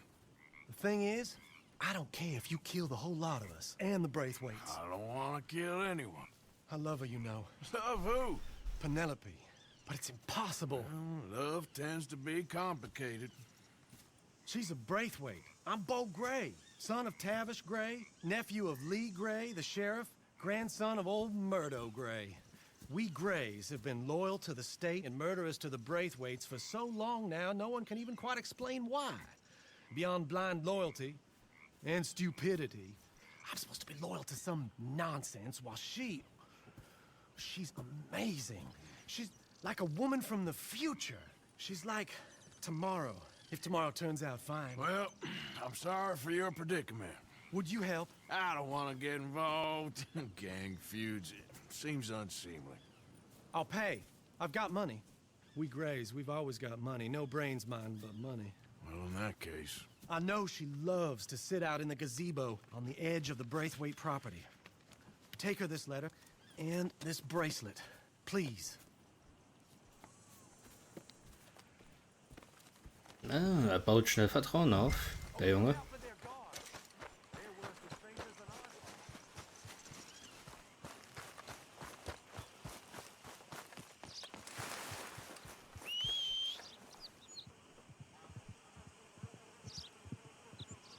Treibt sich das Pferd schon wieder rum.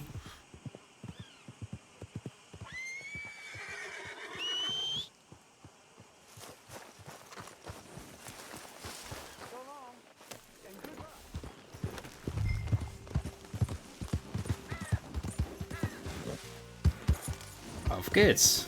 Wollen wir der Liebe doch ein bisschen nachhelfen?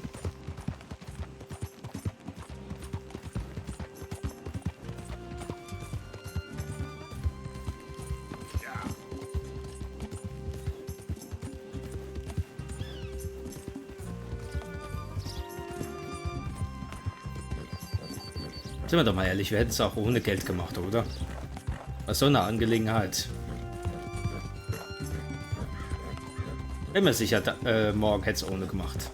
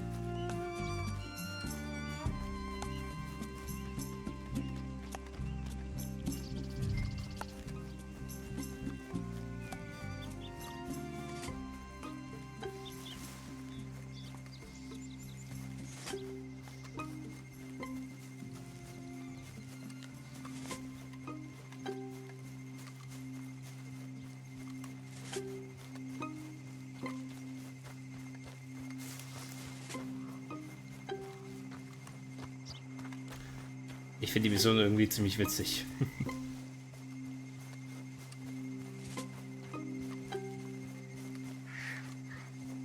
Wie so beim ersten Date, ne? Wie man das immer so aus alten Klischeefilmen kennt. Man wird immer so ein bisschen, ne? Man schleicht sich da ans Fenster ran, wirft einen Stein gegen das Fenster oder sowas, ne? Das ist so uraltes Klischee, so kommt mir das ein bisschen vor gerade.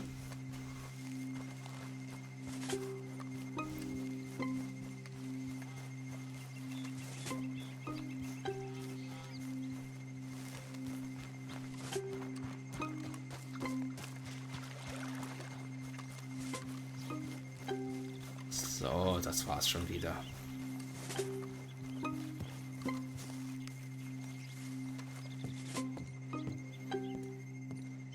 Are you Penelope Braithwaite? Well, yes, I am. I've got a letter for you. Oh. And a gift. A letter and a gift. Well, we don't even know each other. Well, it's not from me. It's from, From Bo. Oh, he's so... Strange? Yes, he's a little strange, but also so human. The rest of our families are stuck in the dark ages, or, well, I don't know, cave people, perhaps.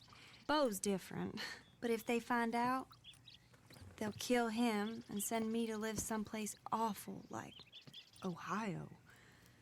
Have you ever been to Ohio, sir? No. Well, neither have I, but my uncle has a factory there. He was sort of the black sheep on account of having left, but now they tolerate him because he's a vicious snob.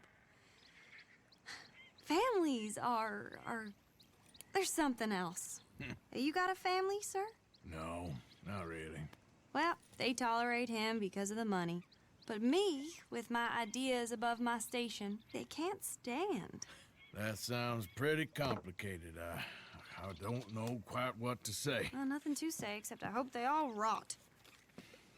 I don't, well, maybe a bit. But here, if you see Bo again, will you give this to him? Sure.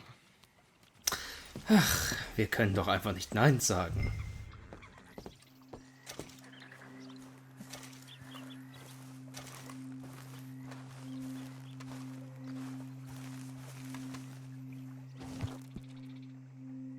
Aber ein Zug fährt.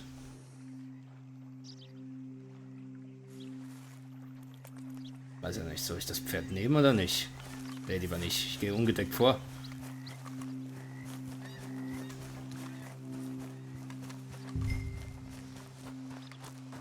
Das ist der Weg, den ich gekommen bin.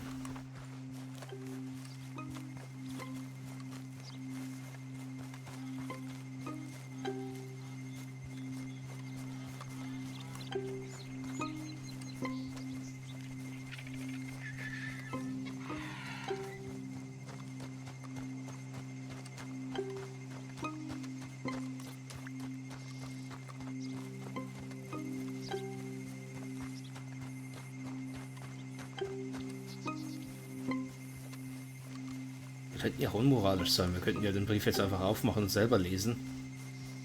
Aber nee.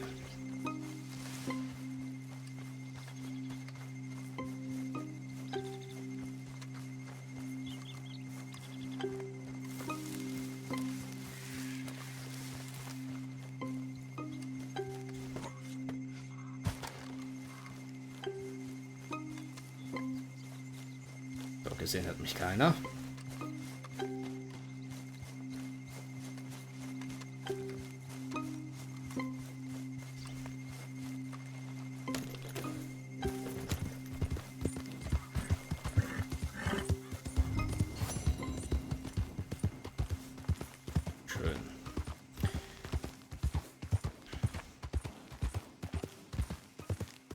So, jetzt muss man noch mal kurz. Was tut denn hier jetzt? Mein Nacken. Ja, den Brief abgeben. Was haben wir jetzt hier? Hier haben wir Molly O'Shea. Aha. Okay, einfach sehen. Also ich würde jetzt gerne noch die Mission mit Dutch machen. Ganz klar. Das will ich jetzt noch machen. Komischerweise ist es jetzt wieder verfügbar. Ja, was jetzt? Welche Richtung?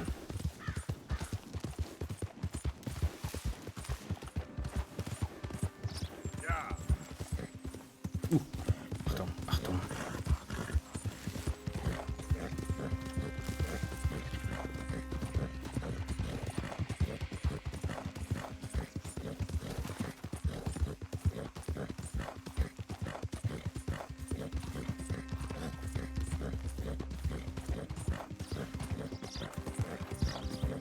Vielleicht kriegen wir dann unseren Abzeichen und sind dann das Kopfgeld mal vorerst los, dass wir uns frei bewegen können. Schon wieder nicht. Hä?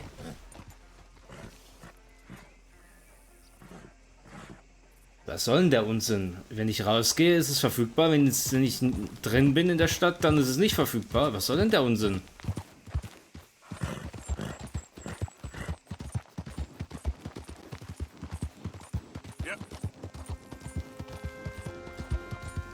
Wisst ihr was, wir machen Folgendes. Ich schlage jetzt mal mein Lager auf.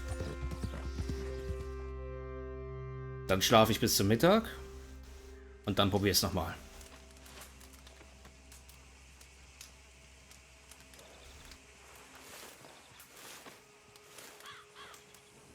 Okay. Dann geht es eben nur bis zum Morgen. Also ein ziemlich langer Schlaf jetzt für ihn.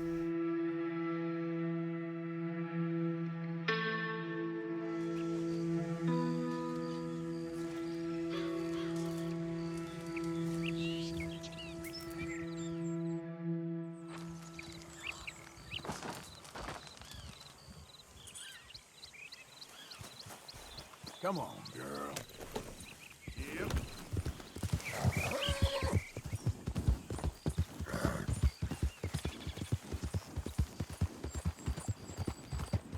Wie bin ich denn hier gelandet? Uiuiuiui.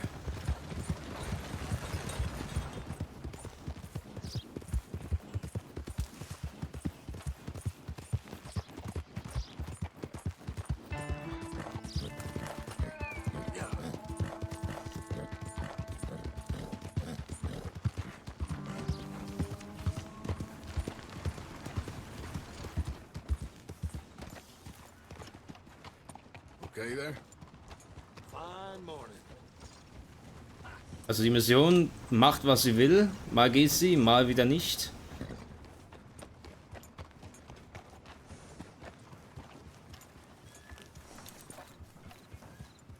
Da geht etwas nicht mit rechten Dingen so, ganz ehrlich. Verstehe ich nicht.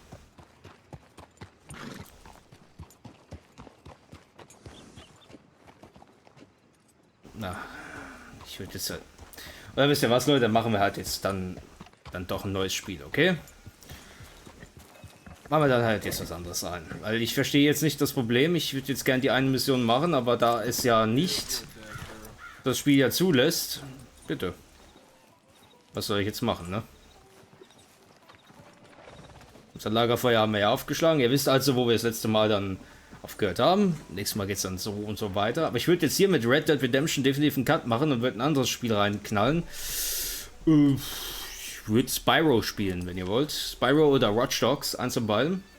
Oder auch Terminator können wir auch machen. Ich mache einfach mal Pause rein und dann überlege ich es mir nochmal, ne, was jetzt da vielleicht noch passen würde.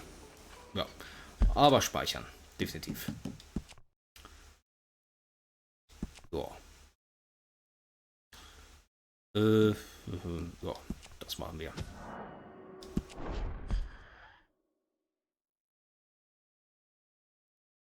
Gut. Also denn, ihr lieben Stars, ne? Ich würde sagen, einfach mal kurze Pause. Machen wir mal schnell und dann machen wir heute noch was anderes. Bisschen Abwechslung heute reinbringen.